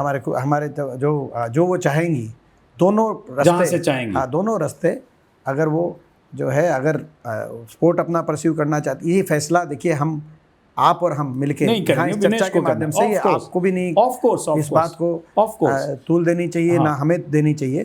और वो अपना फैसला, आप चाहते हैं कि लड़े, आप नहीं, हम ये चाहते हैं वो जो फैसला करें उसमें उनका सपोर्ट करें। अगर वो कुश्ती का परस्यू करना चाहते हैं तो भी उनका उतना ही सपोर्ट हमारी तरफ से रहेगा। अगर वो पब्लिक लाइफ में आना चाहती हैं तो भी हम जो है उनके लिए पूरी सपोर्ट, हमारी तरफ से पूरा सपोर्ट उनका रहेगा। एक और सवाल, चूंकि आप उस दिन भी मिले एयरपोर्ट पर, लगातार आप साथ थे स्वागत करने में, उसको लेकर आप बहुत ट्रोल भी हुए, बीजेपी के लोगों ने इशू भी बनाया। क्यों ट्रोल किया, मैं आपसे पूछना चाहता हूं। बीजेपी के लोगों ने कहा कि कांग्रेस ने हाईजैक कर लिया, और क्या उनको सम्मान नहीं देना चाहिए था? क्या मेरा जाना गलत था? पूरी भाजपा क्या इस मेडल के खिलाफ थी? अगर मेडल मिल जाता तो मैं पूछना चाहता हूँ, ये भाजपा के जो सोशल मीडिया पे, क्या देश से बड़ी हो गई भाजपा? क्या देश का झंडा ऊंचा जाए, देश का सम्मान बढ़े, उसको भी भाजपा ऐसी दृष्टि से देखेगी? और उससे पहला प्रश्न मेरा ये है भाजपा के ट्रोलर्स के लिए, क्या महिला के सम्मान को भी राजनीतिक दृष्टि से देखा जाना चाहिए? क्या ये जो सारी 6 हमारी पहलवान बेटियां जो बैठी जंतर मंतर पे, इनका क्या कसूर था? मैं पूछना चाहता हूँ। बेटी बचाओ बेटी पढ़ाओ का नारा, क्या भाजपा के सांसद और भाजपा के मंत्री बचाओ नारा में बदल गया? आपने देखा ब्रिजभूषण जी से लेकर और संदीप सिंह जो खेल मंत्री हरियाणा के, जो इस प्रकार के जो है महिला शोषण का आरोप जिन पे लगा, 6 महीने तक एफआईआर तक दर्ज नहीं हुई। सुप्रीम कोर्ट के चीफ जस्टिस ने जब कहा तब एफआईआर दर्ज हुई, नहीं तो देश में क्या कोई एफआईआर नहीं दर्ज? उनकी क्या सरकार, उसके 36 दिन बैठे वो जंतर मंतर पर, उसको भाजपा के ट्रोलर्स उसको राजनीतिक दृष्टि से देखें। क्या महिलाओं की इज्जत भी अब राजनीतिक दृष्टि से देखी जाएगी? ये महाभारत का देश है। कुरुक्षेत्र हरियाणा में जहाँ युद्ध हुआ, हमारी बहन बेटी की जब इज्जत पे बात आई तो न्याय का युद्ध हुआ। देश की हज़ारों साल के बाद भी उस युद्ध की गूंज सुनाई देती है। कुरुक्षेत्र आप जाएंगे हरियाणा के अंदर, ये हरियाणा प्रदेश की हम बात कर रहे हैं। हर बात से ऊपर उठकर हमारी बहन की जाति, धर्म, राजनीति, प्रदेश, क्षेत्र, हर बात से ऊपर उठकर अपनी दुश्मन की बहन बेटी की इज्जत भी अपनी बहन बेटी मानने वाली संस्कृति वाला ये देश है। तो इतना अन्याय क्यों हुआ? नहीं, वो आप जो कह रहे हैं, और अब ये जब मेडल जीतने जा रही थी तब भी आपने देखा कि एक पूरी ट्रोल आर्मी लग गई और उनके स्वागत के लिए हम लोग गए तो हमारे पीछे भी लगी। क्या उनको जो है उनका हौसला नहीं बढ़ाया जाना चाहिए था? नहीं वो सही है। उन्होंने वो किन आपका परिस्थितियों पक्ष, में, मैं नहीं जाना, आप उसमें नहीं पहुंचना इस डिबेट में कि किन परिस्थितियों में 53 में नहीं आ पाई, उसके बाद उन्होंने कम किया, हाँ, उस पर वो बहुत बात 40 हो पे चुकी है, सारी सही बात हो बात चुकी है। है। उसके बाद उन्होंने असाधारण उपलब्धि नहीं है।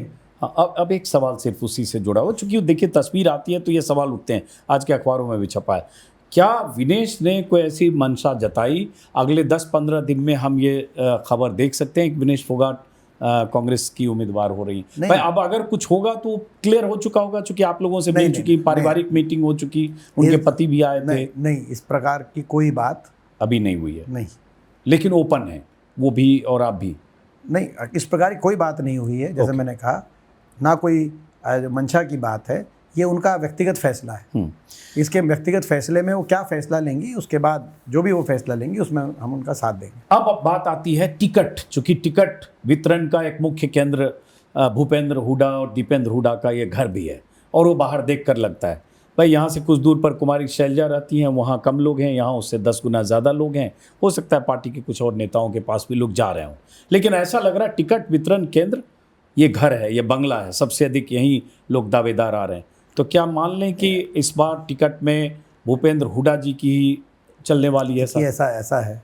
पहले तो मैं आपको बता दूं, आप हमारे घर कभी भी आएँ, हो सकता है कहीं और टिकट के टाइम लोग दिखाई दें, आप 5 साल में आप किसी भी दिन आ जाएं, आपको ये ताल कटोरा रोड लगभग जाम की स्थिति आपको मिलेगी। ये हमारी कार्यशैली का हिस्सा है, सुबह से लेकर शाम तक हम लोगों के बीच में रहते हैं, ये बात पूरा हरियाणा जानता है। नंबर 1। नंबर 2, अब कार्यकर्ताओं ने जिन्होंने कांग्रेस पार्टी के लिए अप्लाई किया है, वो अपनी अपनी बात, जिन्होंने मेहनत करी है लगातार 10 वर्ष से, जब से विपक्ष में है, पहले उससे पहले भी अपने आजीवन हुड्डा साहब ने संघर्ष किया है। कांग्रेस को सत्ता में लाने के लिए एक लंबा उनका संघर्ष रहा, सरकार में, उसके बाद विपक्ष में 10 वर्ष, पिछले 10 वर्ष से, और हुड्डा साहब के नेतृत्व में हम सब ने बड़ा संघर्ष किया। तो जिन कार्यकर्ताओं ने दिन रात मेहनत करके संघर्ष किया है, तो वो अपनी अपनी दावेदारी, अपने संघर्ष को उसी के सामने रखेंगे जिनके साथ किया है। और जिनके साथ जिनकी पसीना बहाया गया है कंधे से कंधा मिलाकर, वो उनके सामने अपनी बात तो रखेंगे और हमारा फ़र्ज़ है उनके सुनना। तो यही बात है। बाकी टिकट की वितरण तो हमारी प्रक्रिया है, केंद्रीय नेतृत्व हमारी टिकटों का फैसला करता है, मगर जिसने पसीना बहाया है जिसके साथ, वो उसके सामने जाके अपनी बात रखेगा। ये कहा जा रहा है कि कांग्रेस ने अगर ठीक से टिकट बांट दिया और टिकट बांटने में आपसी झगड़ा, आपसी जो कॉम्बिनेशन है उसमें कोई गड़बड़ी नहीं हुई, जो लोकसभा चुनाव को लेकर कुमारी शैलजा का बयान था, तो कांग्रेस की स्थिति बहुत बेहतर नज़र आ रही है अभी से। तो क्या मान लें कि कांग्रेस के जितने नेता हैं, चाहे हुड्डा साहब हैं, आप हैं, कुमारी शैलजा हैं, रणदीप सुरजेवाला हैं, सब मिलकर ये सब तय कर रहे हैं या कुछ? सभी का रहता है, मैं समझता हूँ सभी के इनपुट्स के आधार पर पार्टी चलती है।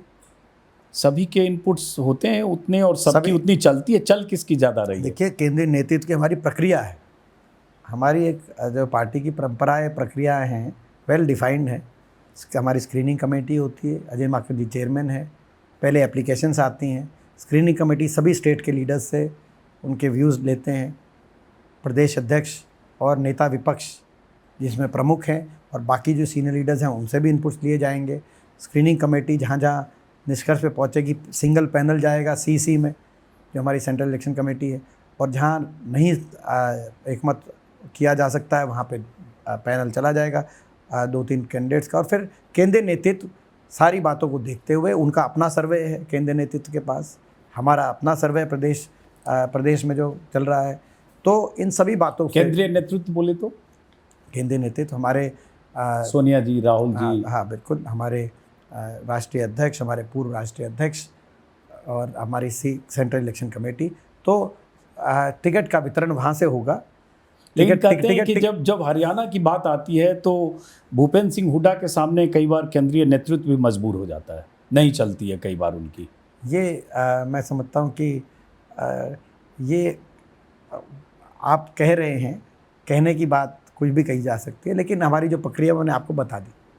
तो उस प्रक्रिया में ऐसा क्या होता है कि जैसे अभी एक मीटिंग हुई थी शायद 2 ही दिन पहले, जिसमें एक तस्वीर देखी हमने कि जो मीटिंग थी 36-37 लोग हैं उस जो चुनाव की समिति वो है हमारी पीसी है, हाँ। प्रदेश इलेक्शन कमेटी। हाँ, प्रदेश चुनाव समिति, हाँ, उसकी हाँ। एक बैठक थी। ये हमारी फर्स्ट स्टेज है, जैसे हमने कहा कि फर्स्ट स्टेज वो, फिर फिल्ट्रेशन स्क्रीनिंग, का हाँ, जो भी फिल्ट्रेशन होता है। का, फिर हाँ। स्क्रीनिंग कमेटी हाँ। जो अजय माकन जी चेयरमैन है, और उसके बाद हमारी सीईसी, ये हमारा वो है। और तो दीपेन जी, मैं आ रहा हूँ, उसमें एक वीडियो जब देखा हमने, 40 सेकंड का एक वीडियो आया जिसमें कुमारी शैलजा बीच में बैठी हैं, जो पार्टी महासचिव हैं, सांसद हैं और केंद्रीय मंत्री रही हैं, और भूपेंद्र सिंह हुड्डा जी बैठे हैं, आपके पिता, और दूसरी तरफ रणदीप सुरजेवाला बैठे हैं। तीनों बैठे हैं उस वीडियो में, तीनों बात करते तो नहीं दिख रहे हैं, लेकिन उस वीडियो को देखकर बहुत सारे लोग कह रहे हैं कि ये तीनों में अगर आपसी सामंजस्य बहुत अच्छा हो जाए, आपसी संवाद बहुत अच्छा हो जाए और कहीं बीच में दुराव ना हो, तो हरियाणा में कांग्रेस को जीतने से कोई रोक नहीं सकता। देखिए, हरियाणा में पूरी कांग्रेस एकजुट है, आप इसकी चिंता बिल्कुल ना करें। मतलब कुमारी शैलजा और भूपेंद्र सिंह हुड्डा एकजुट हैं, सारी कांग्रेस एकजुट है। आप हरियाणा में सारी कांग्रेस एकजुट है, और एकजुटता से कांग्रेस चुनाव लड़ेगी हरियाणा में, और कांग्रेस सरकार बनाएगी। अगर सारी कांग्रेस एकजुट है तो ऐसा क्यों है कि हरियाणा मांगे इंसाफ करके सभा यात्रा दीपेंद्र हुड्डा अलग निकाल रहे हैं, और उधर कांग्रेस संघर्ष यात्रा कुमारी शैलजा अलग निकाल रही हैं? आज जब मैं आपसे बात कर रहा हूं तो कल उनकी एक सभा है जिसमें कुमारी शैलजा हैं, रणदीप सुरजेवाला हैं, चौधरी वीरेंद्र सिंह हैं, वो अलग हैं। आप उनके मंच पे नहीं, वो आपके मंच पे नहीं। ऐसा कुछ नहीं है, सभी एकजुट हैं। कुछ तो है जिसकी पर्दादारी है। कुछ नहीं। अगर हरियाणा में, मैं एक बात बताऊं आपको, आप इसमें इसका जो है पोस्टमार्टम करें हम। हरियाणा में अगर कहीं भीतरगात और गुटबाजी की कहीं रिपोर्ट आ रही है, और भीतरगात के राजनीतिक अपराध की FIR कट रही है, तो भाजपा के मुख्यालय पे कट रही है। हरियाणा लोकसभा चुनाव हुआ, आपने देखा, कांग्रेस के 10 के 10 प्रत्याशी, 9 के 9 प्रत्याशी और एक आम आदमी के प्रत्याशी, यहाँ तक कि आम आदमी के प्रत्याशी भी ये नहीं कह रहे कि कांग्रेस के सारे लीडर्स ने साथ नहीं दिया। लगभग अमूमन एक आध जगह तो हो सकता है, किसी भी राष्ट्र पार्टी में हो जाता है, लेकिन भाजपा में अगर आप थोड़ा सा नज़र उठा के देखेंगे तो आपको रंजीत चौटाला बताएंगे कि हिसार का चुनाव क्यों हारे, क्यों कप्तान अभिमन्यु ने, रणबीर गंगवा जी ने, कमल गुप्ता जी ने और कौन से लीडर्स ने उनका साथ नहीं दिया, वो ये आपको बताएंगे। आप रोहतक में अरविंद शर्मा जी से पूछेंगे तो बताएंगे, मनीष ग्रोवर जी, नरेश कौशिक जी और कौन से लीडर्स ने उनका साथ नहीं दिया। आप मोहन बडोली इनके प्रदेश अध्यक्ष से पूछेंगे भाजपा के, वो बता देंगे कि सोनीपत के भाजपा के कौन से विधायक थे जिन्होंने उनका साथ नहीं दिया। आप राव इंद्रजीत से पूछेंगे, वो बता देंगे कि उन्होंने क्यों कहना पड़ा कि बीजेपी कार्यकर्ता उनका साथ नहीं दे रहे। और अगर आप धर्मवीर जी से पूछेंगे, वो भी आपको बता देंगे। आप ओम प्रकाश धनखड़ जी से पूछेंगे, वो बता देंगे उनको प्रदेश अध्यक्ष की जिम्मेदारी से किस गुटबाजी की वजह से उनको हटाया जाना पड़ा। तो भीतर कहा तो अंतर कलह कि अगर रिपोर्ट्स आ रही हैं और इस राजनीतिक अपराध की कहीं FIR कट रही है आज के दिन, तो भाजपा के मुख्यालय पे कट रही है। कांग्रेस में भी चुनाव हुआ, 10 सीटों पे कांग्रेस चुनाव लड़ा। आपने देखा किसी प्रत्याशी ने कोई कहा हो सार्वजनिक रूप से कि मैं समझता हूँ कि ये एक प्रतीक इस बात का कि कांग्रेस एकजुट है। प्रदेश में चौधरी उदय भान जी के नेतृत्व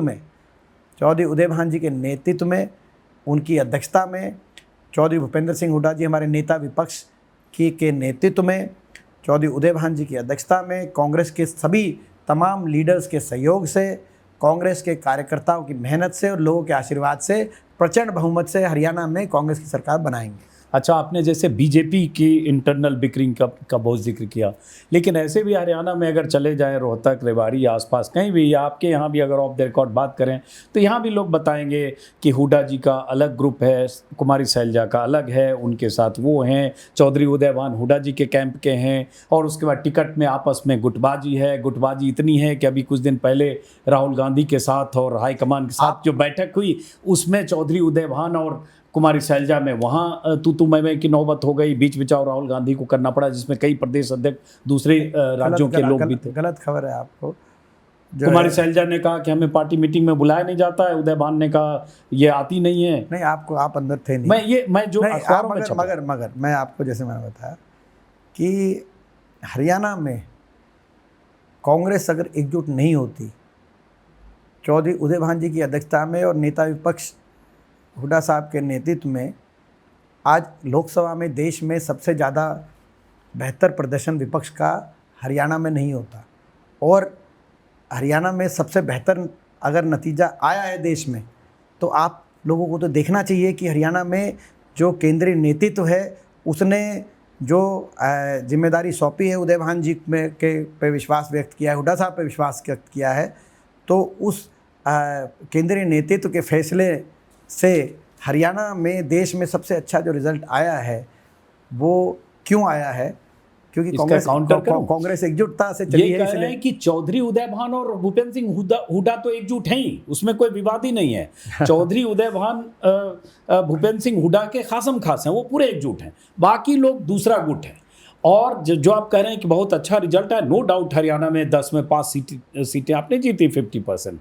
लेकिन कुमारी शैलजा का वो बयान है, ऑन रिकॉर्ड है, उसमें आप नहीं कह सकते कि वो बयान गलत है। उन्होंने कहा कि हम 10 में से 8 सीटें जीत लेते। नहीं, मैंने जैसे कहा कि जिसमें श्रुति चौधरी की सीट और वो आप उनसे पूछना, वीरेंद्र सिंह के बेटे के, वो आप उनसे पूछना। उनसे भी पूछेंगे, उनसे पूछना। वो जो अपना हिसार की आप बता रहे हैं, वहाँ तो हिसार में जयप्रकाश जी जीते हैं और जीते ही नहीं है। वो पिछली बार के मुकाबले में 33% कांग्रेस का वोट शेयर बढ़ा है। जब आप चौधरी वीरेंद्र सिंह जी वाली बात, हिसार वाली बात कर रहे हैं, वहाँ जयप्रकाश जी 2019 के मुकाबले कांग्रेस में 33% वोट बढ़ा है और वो जीते जो है। मगर मैंने जैसे कहा कि इस बात के लिए मैं लोगों का धन्यवाद करता हूँ। आप कान यहाँ से पकड़े कि यहाँ से पकड़े, प्रश्न वही, मैं लोगों का धन्यवाद करता हूँ। 29 प्रदेशों में चुनाव हुआ जो है अभी जनरल इलेक्शन, विपक्ष ने चुनाव लड़ा। कहीं इंडिया गठबंधन की तरफ से स्टालिन का गठबंधन था तमिलनाडु में तैनात, तो कहीं सिद्धारमैया जी की सरकार थी, कहीं केरल में, कहीं तेलंगाना में नई हमारी सरकार बनी। लेकिन 29 प्रदेशों में सबसे ज़्यादा मत प्रतिशत 47.6% इंडिया गठबंधन को कहीं मिला तो हरियाणा में मिला। सबसे ज़्यादा मत प्रतिशत में वृद्धि, वोट परसेंटेज में वृद्धि 2019 के चुनाव के मुकाबले 20% लगभग वोट, अगर सबसे ज़्यादा मत प्रतिशत में वृद्धि हुई कांग्रेस पार्टी की पूरे देश में, तो वो हरियाणा में हुई। और सबसे ज़्यादा सीट अगर भाजपा के सीधे मुकाबले में 50% सीट, 5 सीटें आई, तो वो कर्नाटक में या तेलंगाना में या हिमाचल में जहाँ हमारी सरकार है वहाँ नहीं आई, वो हरियाणा के अंदर आई 50। तो सब सीटों में, वोट परसेंटेज में और वोट परसेंटेज में बढ़ोतरी में सबसे बेहतरीन प्रदर्शन हरियाणा में रहा। हाँ, कोई ये तो कह फिर सकता कुमारी शैलजा क्यों कहती है कि 3 सीट और जीत जाते हैं हम? वो आप हाँ, वो तो हम जो है पूरे देश में भी सारी सीटें हम जीत सकते थे, वो तो अच्छी बात है। आप इसमें मेरे को कोई आपत्ति नहीं है कोई ये कहे कि भाई हाँ ठीक है, देश में सबसे अच्छा प्रदर्शन रहा है लेकिन और ज़्यादा अच्छा रह सकता था, तो उसमें क्या है, वो कोई तो कह आप सकता लोग है। कोई साझा, जैसे कुमारी शैलजा अगर कांग्रेस संघर्ष यात्रा अलग कर रही हैं, आप अलग कर रहे हैं, साझा मंच शेयर कितने सालों से नहीं किया या कितने महीनों से नहीं किया? साझा अभी आपने कहा कि परसों साझा था। नहीं, उनका होने वाला है कल, चौधरी बीरेंद्र सिंह और नहीं, आपने कहा परसों साझा था। वो आप कैसा, आपने खुद ही कहा परसों साझा था, आपने फोटो देखी, वीडियो देखा, साथ थे। हाँ, वो थे, उसमें तो बातचीत, वो तो मीटिंग थी 35 लोगों की। आप कमाल, 35 लोगों की एक मीटिंग थी, तो साझा थे ना, तो मीटिंग साथ ही थी, आपको उत्तर मिल गया। जब देखिए, अगर हमारे कांग्रेस पार्टी के 40 स्टार प्रचारक हैं, तो आप मान के चलना अजीत जी, कभी कभी साझा भी हो जाएंगे, जैसे परसों साझा थे, और कभी कभी अलग भी होंगे। 40 को नहीं, कोई साझा प्रचार नहीं कर रहे आप। 40 हमारे नेताओं को, स्टार प्रचारकों को या नेताओं को एक बस में बिठाकर पूरे हरियाणा में नहीं घुमाने वाले हम 1 महीना, ना कोई बीजेपी घुमाने वाली। भारतीय जनता पार्टी के हर आदमी, हर नेता अलग अलग अपने प्रचार लगे हुए हैं, कांग्रेस के भी लगे रहेंगे अपने अपने कार्य। भाजपा के कितने नेता साथ होते हैं हर बार में, आप बताओ। दीपेन जी, मैं सिर्फ ये पूछ रहा हूँ कि आप सुनो, आप तो खुद ही उत्तर भी दे रहे हैं। मैं इसको इसलिए आपको बड़ा अप्रिशिएट कर रहा हूँ। आप खुद ही अपने प्रश्न का उत्तर भी दे रहे हैं कि परसों तो सारे साथ थे। नहीं साथ अब- सारे हाँ, नहीं अब थे। आपने वो पूछा, वीडियो में थे, वो बात कर रहे थे कि नहीं किसी को नहीं पता। बात भी कर रहे थे। वो आपने 20 सेकंड का देखा, आप 1 मिनट का देखोगे तो बात भी करते मिलेंगे। नहीं, लेकिन कोई जब गोल एक है, लक्ष्य एक है कि हमको हरियाणा में सरकार बनानी है, तो उस एक लक्ष्य के लिए एक मंच क्यों नहीं हो सकता? एक मंच भी रहेगा। अच्छा, कोई एक मंच भी होगा और अलग अलग भी किसी को प्रोग्राम करना होगा तो हमारी स्वतंत्र पार्टी है, अलग अलग कार्यक्रम भी करेंगे और जब आवश्यकता होगी तो एक साथ भी करेंगे।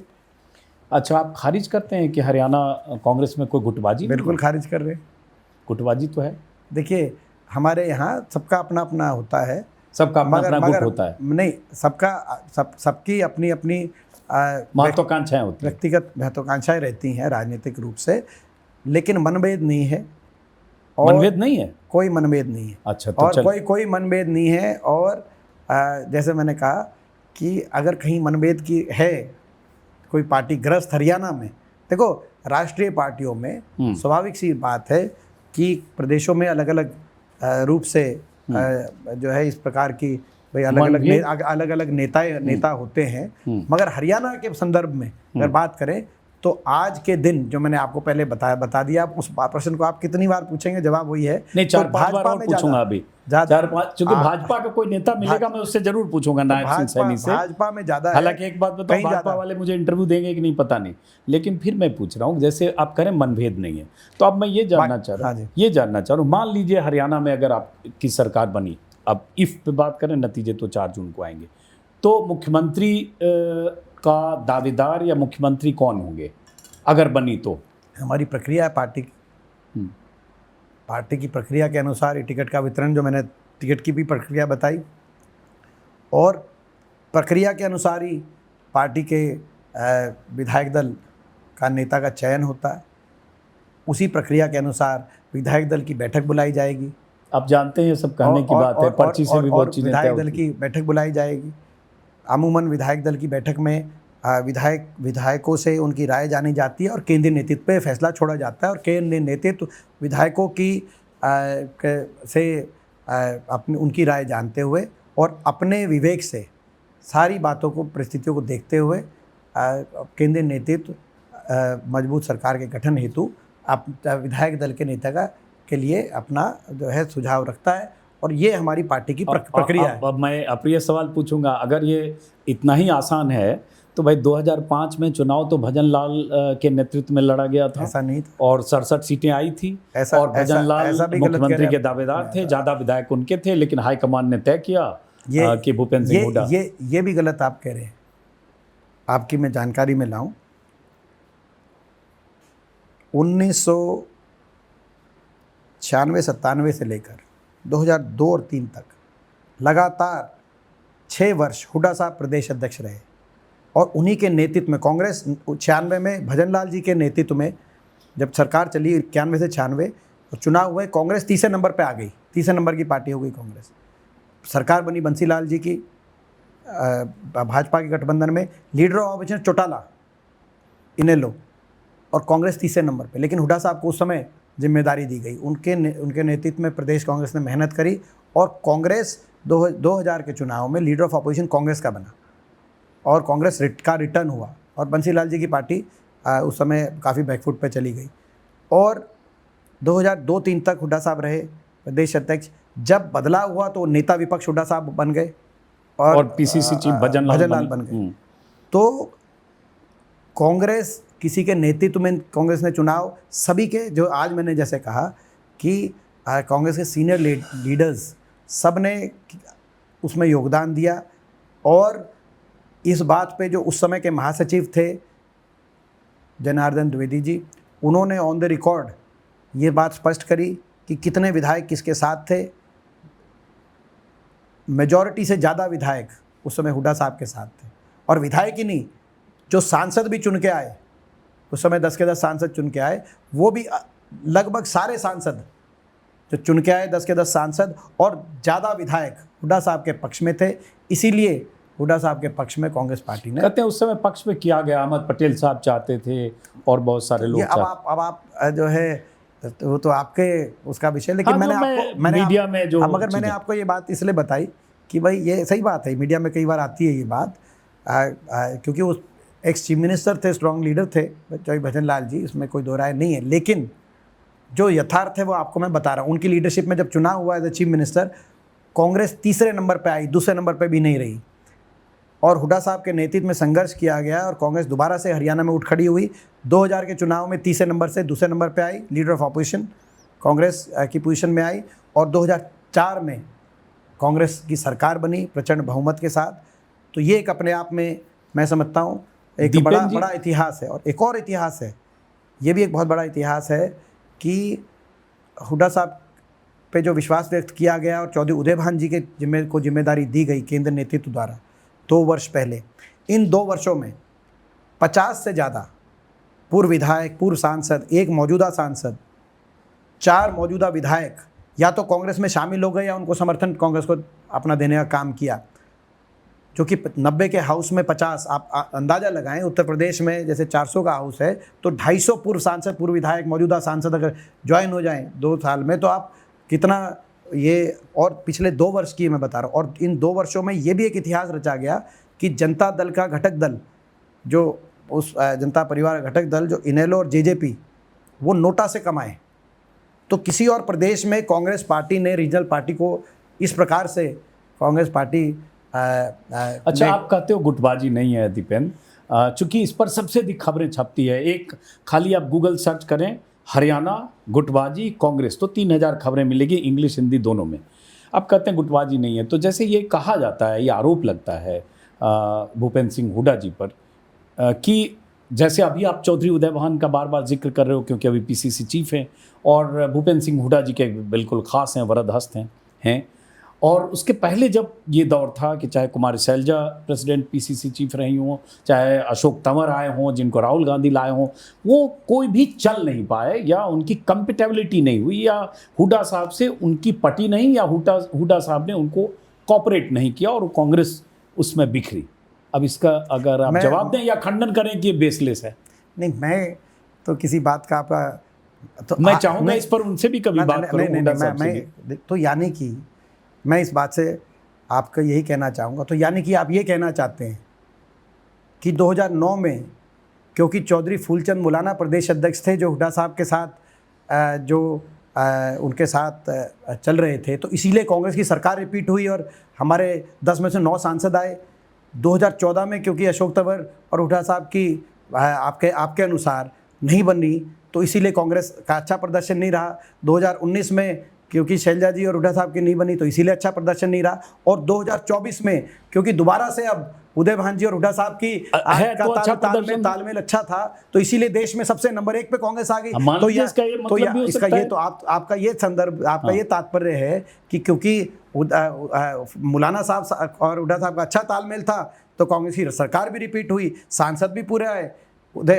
अशोक तंवर 2014 में जब थे तालमेल अच्छा नहीं था तो अच्छा प्रदर्शन नहीं रहा, 19 में तालमेल अच्छा नहीं था शैलजा जी का हुड्डा साहब, तब प्रदर्शन अच्छा नहीं रहा। और अब क्योंकि तालमेल अच्छा है तो 24 में लोकसभा में सबसे बढ़िया प्रदर्शन हरियाणा में रहा। तो आपका ये तात्पर्य आप जो निकाल रहे हैं, तो ये मैं इस बात से सहमत नहीं हो सकता। कहते हैं हुड्डा साहब मैं इस बात से हमारा इतना दबदबा है कि हरियाणा कांग्रेस पर कब्जा कर लिया। सुनो, ये जो ये तात्पर्य आपका है, मैं इससे सहमत नहीं हूँ। आपका तात्पर्य हो सकता है ये, मगर मैं इससे सहमत नहीं हूँ क्योंकि हमारा तालमेल तो और लेकिन आप ये राहुल गांधी ने समय समय पर कोशिश भी की कुछ दखल देकर, चाहे अशोक तंवर आए हो चाहे कुछ, लेकिन भूपेंद्र सिंह हुड्डा के सामने उनकी चली नहीं। ऐसा आप चाहे वो G23 के बागी कैंप में भी भूपेंद्र सिंह हुड्डा रहे, चाहे कुछ भी हुआ, लेकिन चल नहीं पाई। अब क्या होता है इस चुनाव में पता नहीं। देखिए, मैंने जैसे कहा कि ये सब आप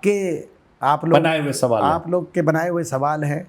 आप इनको घुमा घुमा के कितनी देर पूछ लीजिए, लेकिन सब सवालों का एक उत्तर है कि इस चुनाव में 29 प्रदेशों में सबसे अच्छा प्रदर्शन हरियाणा में रहा है। और इसके लिए कोई अगर नहीं उसका होता नहीं, चलिए वो तो अच्छी बात है, लेकिन इस 29 प्रदेशों में पूरे देश में सबसे ज़्यादा मत प्रतिशत हरियाणा में आई है, सबसे ज़्यादा सीट कन्वर्जन हरियाणा में हुई है और 19 के मुकाबले सबसे ज़्यादा अगर वोटों में वृद्धि हुई है। और इसका श्रेय किसी को जाता है तो हमारे केंद्रीय नेतृत्व को जाता है, राहुल गांधी जी, सोनिया जी और मल्लिकार्जुन खड़गे जी को जाता है, जिन्होंने कांग्रेस के संगठनात्मक फैसले 2 साल पहले अच्छे लिए हरियाणा में। चौधरी उदयभान जी को जिम्मेदारी दी, उनके नेतृत्व, उनको अध्यक्षता बड़ा में पसंद है आपको हुड्डा चौधरी हुड्डा उदयभान साहब जी। पे विश्वास व्यक्त चौधरी किया। उदयभान जी बहुत पसंद है और आपको। हुड्डा आप साहब किसी पे- पीसीसी चीफ का नाम नहीं ले रहे हैं, सिर्फ उनका ले रहे हैं। भाई हुड्डा साहब 2005 से 14 तक सीएम रहे, अजीत जी, अभी 10 साल अजीत और जी, अगर आपके नेतृत्व में देश में सबसे अच्छा प्रदर्शन हो जाएगा किसी प्रदेश में, तो मैं आपको बधाई दूंगा। मैं ये थोड़ी कहूँगा कि भैया ये तो गलत हो गया, तो मैं यही कहूँगा ना कि भाई सबसे अच्छा प्रदर्शन रहा है।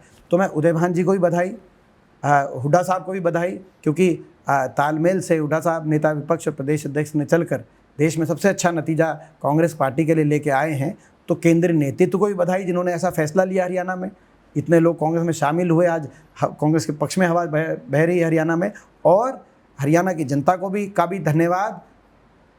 तो ये उसमें मैं अच्छा ये बताओ दीपेन जी कि अगर सरकार बनती है, आप क्या चाहते हो? मुख्यमंत्री भूपेंद्र सिंह हुड्डा जी बने, 10 साल रहे हैं, सबसे कद्दावर नेता। हमारे मुख्यमंत्री के या चयन आप भी रेस में हैं? हमारे मुख्यमंत्री के चयन की एक प्रक्रिया है। वो जैसे मैंने कहा, हरियाणा में चौधरी उदयभान जी की अध्यक्षता में, चौधरी भूपेंद्र सिंह हुड्डा जी नेता विपक्ष के नेतृत्व में, सभी कांग्रेस के लीडर्स के सहयोग से प्रचंड बहुमत से कांग्रेस की सरकार बनेगी। ये तो अब लिखित बयान टाइप के बोल रहे हो ना। और तो अब हम जो है और बनेगी, और उसके बाद कांग्रेस की जो हमारी प्रक्रिया के अनुसार विधायक दल की बैठक बुलाई जाएगी, और जो हमारी प्रक्रिया एक है। शब्द सोचकर आप बोल रहे हो कि इसमें कोई स्लिप ऑफ टंग भी ना हो। तो क्या सोच के नहीं बोलना चाहिए? नहीं बोलिए नहीं, सोचकर। हम बिना सोचे हम कम बोलते हैं। नहीं तो- लेकिन जैसे कुमारी शैलजा का कल का बयान है पीटीआई पर, वो बयान आप मेरे पास उनसे एक पूछ मिनट, लीजिए। उनका बयान है, चूंकि मुख्यमंत्री की दावेदारी से जुड़ा हुआ सवाल है। भूपेंद्र सिंह हुड्डा जी 10 साल मुख्यमंत्री रहे, जाहिर है नेचुरल दावेदार होंगे सरकार बनेगी तो। उनका बयान है कि SC ST से, दलित से क्यों नहीं मुख्यमंत्री बनना चाहिए, और मैं चुनाव भी लड़ना चाहती हूँ, और स्टेट के लिए अब मैं करना चाहती हूँ, केंद्र के लिए बहुत कर लिया। मतलब सीधे उन्होंने कह दिया कि हाँ मैं मुख्यमंत्री की दावेदार हूँ। तो जब वो कह रही हैं तो आप भी खुल के बताइए। नहीं तो आप उनसे पूछिए, उनका बयान है उनसे पूछिए, हमारा बयान है तो हमसे भी पूछ लीजिए। अच्छा आप दावेदार, आप मतलब रेस में हैं कि नहीं, मतलब, या अगर सरकार बनी, अगर हुई तो अभी भूपेंद्र सिंह हुड्डा जी सीनियर हुड्डा ही रहेंगे? देखिए आप जो है, जहाँ तक मेरी बात है, आप मेरे से पूछ रहे हैं क्या? तो मैं समझता हूँ कि लोगों ने एक बड़े बहुमत से मुझे लोकसभा में दोबारा पहुँचने का अवसर दिया है। हरियाणा जैसे छोटे से प्रदेश से देश की कांग्रेस पार्टी और विपक्ष की दूसरी बड़ी जीत, अंतर के वोटों में अंतर के रूप में, मार्जिन के हिसाब से, रायबरेली में के बाद, हाँ राहुल जी की 67% वोट मिली राहुल जी को। उसके बाद दूसरे नंबर पे 64% वोट रोहतक में मिली। लगभग 3.5 लाख मार्जिन से आप जीते, 3.5 नंबर 2। देश में दूसरी बड़ी जीत। तो लोगों ने बड़े विश्वास के साथ लोकसभा में मुझे भेजा है। तो मैं समझता हूँ कि मैं लोगों का बहुत बहुत जो वो जिम्मेदारी मुझे दी गई है, मैं उससे भी संतुष्ट हूँ, और मैं बिना जिम्मेदारी के भी संतुष्ट हूँ। मेरा एक ही लक्ष्य है कि हरियाणा में बदलाव होना चाहिए। भाजपा ने बहुत हरियाणा का नुकसान कर दिया। ये सही बात है कि आपने अपने इंटरव्यू में भाजपा आप नहीं लेके आए, लेकिन आपने शुरू में काफी भाजपा ने हरियाणा का बहुत नुकसान कर दिया, और आज हरियाणा में बदलाव की आवश्यकता है। और मैं एक कांग्रेस के कार्यकर्ता, एक हरियाणा प्रदेश के नौजवान के रूप में, एक नागरिक के रूप में, अपनी ओर से मेरा एक ही प्रयत्न, लक्ष्य है कि बदलाव हो, कांग्रेस सरकार बने और हरियाणा उज्जवल भविष्य की तरफ आगे बढ़ पाए। यही मेरा लक्ष्य है। हरियाणा को बाकी कोई जो है, जहाँ तक मेरे को है, जिम्मेदारी की बात है। लोगों ने बहुत बड़ी जिम्मेदारी दी है। ये आप जो रोहतक के लोगों ने जिम्मेदारी दी है लोकसभा में भेजकर, हरियाणा के को जानने वाले बहुत सारे लोग, मैं उससे संतुष्ट हूँ। हरियाणा को जानने वाले बहुत सारे लोग कहते हैं कि अगर हरियाणा में कांग्रेस हारेगी तो कांग्रेस से ही हारेगी, बीजेपी से इस बार शायद ना हारे। बीजेपी तो ऐसे बहुत डरी हुई है इस बार हरियाणा को लेकर। देखिए हरियाणा में कांग्रेस जीतने जा रही है, और कांग्रेस, ये अब आप उसको बार बार नहीं, अलग अलग तरह के सवाल हैं, जैसे तरह है, लेकिन सवाल का तात्पर्य आपका एक ही है। मगर मेरा जवाब एक ही रहेगा कि कांग्रेस, जैसे मैंने कहा कि हरियाणा मजबूत है। केंद्रीय नेतृत्व ने जो फैसला लिया उसके बाद पिछले 2 वर्ष में बहुत मजबूत हुई है हरियाणा की कांग्रेस, और हमें विश्वास है कि जो हरियाणा की कांग्रेस की जो लीडरशिप टीम है, केंद्रीय नेतृत्व के कांग्रेस के आशीर्वाद से, उदय भान जी और हुड्डा साहब के नेतृत्व में हरियाणा में हम कांग्रेस की प्रचंड बहुमत सरकार बनाएंगे। जैसे नायब सिंह सैनी जो हरियाणा के मुख्यमंत्री हैं, उनका एक बयान देख रहा था, उन्होंने कहा कि हरियाणा में बीजेपी का तो मुकाबला ही नहीं कांग्रेस का, कांग्रेस में बाप बेटों मतलब भूपेंद्र सिंह हुड्डा और दीपेंद्र हुड्डा का मुकाबला सुरजेवाला और शैलजा से है। आप उनसे पूछिए, ये वो कह रहे हैं तो आप उनसे पूछ लीजिए, वो अपना बता देंगे आपको। मैंने तो बता दी आपको कहानी पूरी। नहीं, कहानी पूरी नहीं बताई। जैसे मान लीजिए ये कहा जाता है कि 10 साल से हरियाणा में जिला कमेटी नहीं है, कांग्रेस तो अगर हमारी संगठन नहीं था और भाजपा का पन्ना संगठन था तो क्या वो पन्नों तक ही सीमित था? जो लोकसभा में हमने भाजपा से हमारी मत प्रतिशत भी ज़्यादा है, सीटें हमारी 5-5 है, लेकिन मत प्रतिशत भी ज़्यादा है और भाजपा से ज़्यादा असेंबली सेगमेंट्स में कांग्रेस को बढ़त मिली है लोकसभा चुनाव में। इसमें तो अगर संगठन नहीं था तो कहाँ से हो पाया संभव? तो हमारा संगठन है और मैं समझता हूँ कि जहाँ तक पदाधिकारियों के विस्तार की बात है संगठन में, समय समय पर वो फैसले हम नहीं, कोई ऐसा राज्य और है जहाँ 10 साल से कोई जिला कमेटी संगठन ना हो? नहीं, हमारे में कांग्रेस हरियाणा को छोड़ के नहीं है। तो आप एक मेरे को बात बताइए, अगर क्लास में कोई बच्चा फर्स्ट आए, आप उस बच्चे में कि भाई कि क्या कमी है तेरे, तू फर्स्ट कैसे आया, तेरे आप अपने पढ़ाई करते नहीं, आप जो है इतने घंटे ये नहीं करते, आप जो बच्चे फर्स्ट नहीं आए उनके बजाय वो फर्स्ट जो आया वो बच्चा, आप उसी से सवाल ये पूछते जाएं कि भाई तेरे घर में क्या कमी है, तेरे माता पिता तेरे से पूरा आशीर्वाद नहीं देते, तू टीवी ज़्यादा देखता है, तू खेलता ज़्यादा है, तू फर्स्ट कैसे आया? हरियाणा में कांग्रेस, मैंने जैसे बताया 2024 के लोकसभा चुनाव में देश में 29 प्रदेशों में विपक्ष में सबसे ज़्यादा बेहतर प्रदर्शन हरियाणा की कांग्रेस ने दिखाया। सबसे ज़्यादा मत प्रतिशत 47.6%, सबसे ज़्यादा वोट शेयर में इजाफा 20% का इजाफा 19 के मुकाबले, किसी और प्रदेश में नहीं। और मैंने बताया जो उत्तर दक्षिण की बात करते थे, तमिलनाडु, कर्नाटका, केरल, तेलंगाना, ये हमारे से नीचे हैं सारे मत प्रतिशत में, विपक्ष की मत प्रतिशत में भाजपा के मुकाबले। कांग्रेस ऊपर हरियाणा में आई तो सबसे अच्छा प्रदर्शन जहाँ से आया वहाँ कभी आप कह रहे हैं कि भाई संगठन नहीं है, कभी कह रहे हैं कि आपकी अंदर की जो नहीं है वो सवाल पूछ रहा हूँ, आप जवाब देने वाला। हाँ, तो मतलब आप मैं समझता हूँ कि जो है आप ये भी आप इस बात पे भी सवाल पूछिए कि सबसे अच्छा प्रदर्शन रहा तो क्या कारण है वो रहा। अगर प्रदर्शन खराब रहता तो मैं आपके जितने आपने प्रश्न पूछे उससे ज़्यादा मैं प्रश्न सुन के खुश होता। ये प्रश्न इसलिए पूछ रहा हूँ क्योंकि आप ही की पार्टी के अगर सांसद कहेंगे कि 5 की जगह 8 जीत जाते। इसके बाद ये भी तो पूछ सकते हैं आप कि भाई ठीक है हमने इतने प्रश्न पूछे, लेकिन एक प्रश्न ये भी बता दीजिए कि सबसे अच्छा प्रदर्शन क्यों रहा। हाँ चलिए आप बताइए, आप पूछते हैं वो आपने लेकिन सबसे अच्छा प्रदर्शन में एक कैविएट लगा हुआ है कि 10 में से 8 जीते 5 ही जीते, लेकिन फिर भी इसका भी जवाब मैं दे चुका। ये ऑन रिकॉर्ड बयान, ये मैं नहीं कर रहा हूँ इसको, अदरवाइज नहीं लीजिए, ऑन रिकॉर्ड बयान है इसलिए कर रहा हूँ। ठीक है, तो हमने उस बात में नहीं कहा। सारे देश में भी ज़्यादा आ सकती थी, सारे प्रदेशों में ज़्यादा आ सकती थी कांग्रेस की, और आनी भी चाहिए। हरियाणा में सबसे ज़्यादा सीट कन्वर्जन हुआ है तो बाकी जगह भी आ सकती थी, उत्तराखंड में भी आ सकती थी, एक भी सीट नहीं आई उत्तराखंड में। कर्नाटक में भी हमारी सरकार है, वहाँ जो है हमारी जो सीटें हैं वहाँ भी आ सकती थी, बाकी प्रदेशों में भी आ सकती थी। आप नहीं, लेकिन हर प्रदेश में संभावनाएं होती हैं सुधार की। हिमाचल में हमारी सरकार है, तेलंगाना में सरकार है, वहाँ भी ये नहीं कहा जा सकता कि जितनी आगे उससे संतुष्ट होनी चाहिए, उससे ज़्यादा आनी चाहिए। तो उस संदर्भ में मैं किसी का भी कोई भी अगर बात आएगी तो मुझे उसमें कोई आपत्ति नहीं। अच्छा, एक चीज़ बताइए, आप जवाब दे सकते हैं, मुझे इसका आइडिया नहीं, लेकिन बहुत सारे लोग जब हरियाणा की बात करते हैं तो ये बताते हैं कि हरियाणा में लगभग 20-22% जाट हैं, 20-22% दलित हैं, बाकी 7-8% यादव हैं जो अहिरबाल इलाका है, और बाकी जातीय समीकरण है। बस ख़त्म करो। तो इस समीकरण के हिसाब से अगर ये मैसेज ज़्यादा जाता है कि एक जाति विशेष की अहमियत ज़्यादा है तो उससे कांग्रेस को नुकसान हो सकता है, ऐसा बहुत सारे लोग लिख बोल रहे हैं। तो क्या इसमें क्या हकीकत है? देखिए, कांग्रेस हमारी पार्टी 36 बिरादरी, सभी धर्म 36 बिरादरी को साथ लेकर चलने की विचारधारा की पार्टी है, और मैं हरियाणा के लोगों का धन्यवाद करता हूँ। इस बात का भी उत्तर, आपकी जो प्रश्न है मुझे लगता है उनका उत्तर हरियाणा के लोगों ने दिया है। आप हरियाणा के जनादेश को आप देखेंगे, मैं धन्यवाद करता हूँ हरियाणा के लोगों ने। इस लोकसभा चुनाव में हर वर्ग ने कांग्रेस पार्टी का साथ और आशीर्वाद दिया है। रोहतक लोकसभा क्षेत्र का मैं धन्यवाद करता हूँ रोहतक लोकसभा क्षेत्र वासियों का, कि हर वर्ग का आशीर्वाद मिला है।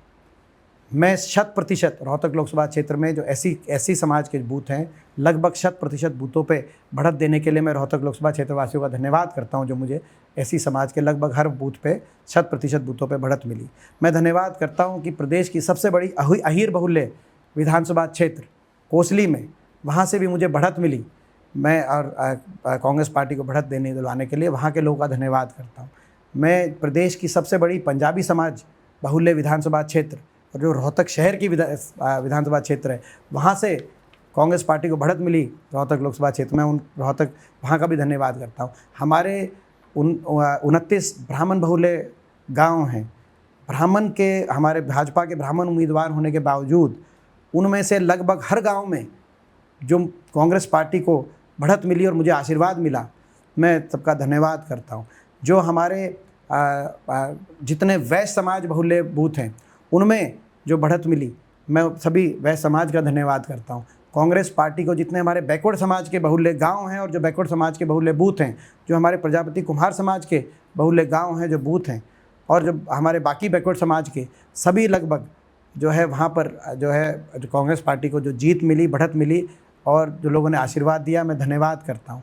जो हमारे राजपूत समाज के 19 बहुल्य गाँव हैं, उनमें से भी 13 गाँव में जो कांग्रेस पार्टी को बढ़त मिली, मुझे आशीर्वाद मिला रोहतक लोकसभा क्षेत्र से, मैं लोगों का धन्यवाद करता हूँ कि लोगों ने ये, ठीक है आप लोग ये बातें करेंगे, संगठन की बातें करेंगे, गुटबाजी की बातें करेंगे, आप जातीय समीकरणों की बातें करेंगे, लेकिन इन आपके सारे प्रश्नों का जवाब लोगों ने रोहतक लोकसभा क्षेत्र के चुनाव में और हरियाणा के चुनाव के नतीजों में लोगों ने जो जवाब दिया, मैं लोगों का धन्यवाद करता हूँ कि लोगों ने हर बात से जो है ऊपर उठकर कांग्रेस पार्टी को आशीर्वाद इस लोकसभा चुनाव में जो दिया, इसके लिए लोगों का भी धन्यवाद, केंद्रीय नेतृत्व का भी धन्यवाद, जिन्होंने 2 साल पहले पिछली बार जो हरियाणा में, जैसे मैंने कहा, संगठनात्मक कई फैसलों में या तो देरी हुई थी, या जिस प्रकार के नेतृत्व, प्रदेश नेतृत्व के फैसले किए जाने चाहिए थे जनभावना के अनुरूप सही समय पे और सही फैसले, कहीं ना कहीं, और टिकटों के वितरण में जो फैसले किए जाने थे कई ऐसी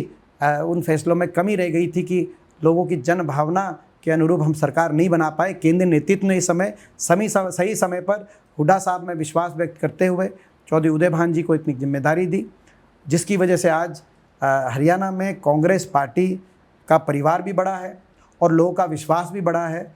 और प्रश्न चाहे 100 किए जाएं, लेकिन जवाब जनादेश आपको जवाब दे रहा है। उस जनादेश का हम सत्कार करते, धन्यवाद करते और आपसे आग्रह करते हैं जनादेश में गहराई से जाइए। जो आपका ये प्रश्न था, इसका उत्तर रोहतक लोकसभा क्षेत्र का नतीजा तो एक मैंने सैंपल है, सही बात पूरे है। हरियाणा का आप नतीजा देखिए, 63% हर वर्ग भाजपा से हर वर्ग दुखी है, और हर वर्ग हुड्डा साहब के 10 साल, कांग्रेस पार्टी के 10 वर्षों को याद करता है।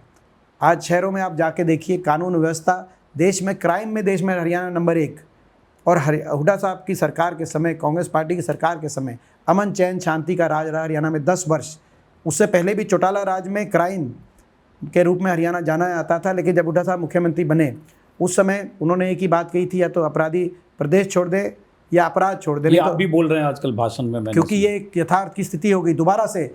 वही under as shooter gang Haryana के अंदर, गैंगस्टर फिरौतिया रंगदारियों की का समय दोबारा एक ही फ़र्क आया। चौटाला के समय जेलों से कॉल आते थे व्यापारियों के पास, अभी जो है बीजेपी के समय जेलों से और विदेशों से कॉल आते गैंगस्टर्स के और फिरौतियाँ मांगी जा रही। तो आज अपराध की बात हो, आज आप किसी भी वर्ग से अगर आप देखेंगे, आज परिस्थिति हो हरियाणा के विकास की, जो मैंने आपको विस्तार से विकास के बारे में, क्योंकि 10 वर्ष आप परिस्थिति हो हरियाणा में 10 वर्ष जब कांग्रेस की सरकार रही, किसी वर्ग को धरने प्रदर्शन नहीं करना पड़ा, कोई एक भी आंदोलन नहीं हुआ, ना किसान आंदोलन हुआ 10 वर्ष में एक भी, ना व्यापारी आंदोलन हुआ। आज आढ़तियों को कितना बड़ा आंदोलन करना पड़ा हरियाणा में, ना एससी समाज को कोई आंदोलन करना पड़ा 10 वर्ष में। अभी आपने देखा संविधान को बचाने के लिए, और क्या अलग अलग परिस्थितियों में एससी समाज को सड़कों पे कितनी बार आना पड़ा।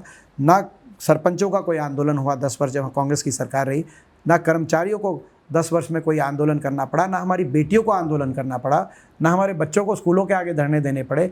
10 वर्ष में ना कोई आंदोलन हुआ, कोई व्यापक धरने ज़रूर, और मगर उन धरनों को संवाद करके हल करने का काम और सुख चैन शांति से हरियाणा खुशहाली में, देश में विकास में, देश में सबसे आगे लेके जाने का काम कांग्रेस पार्टी ने चौधरी भूपेंद्र सिंह हुड्डा जी के नेतृत्व में किया।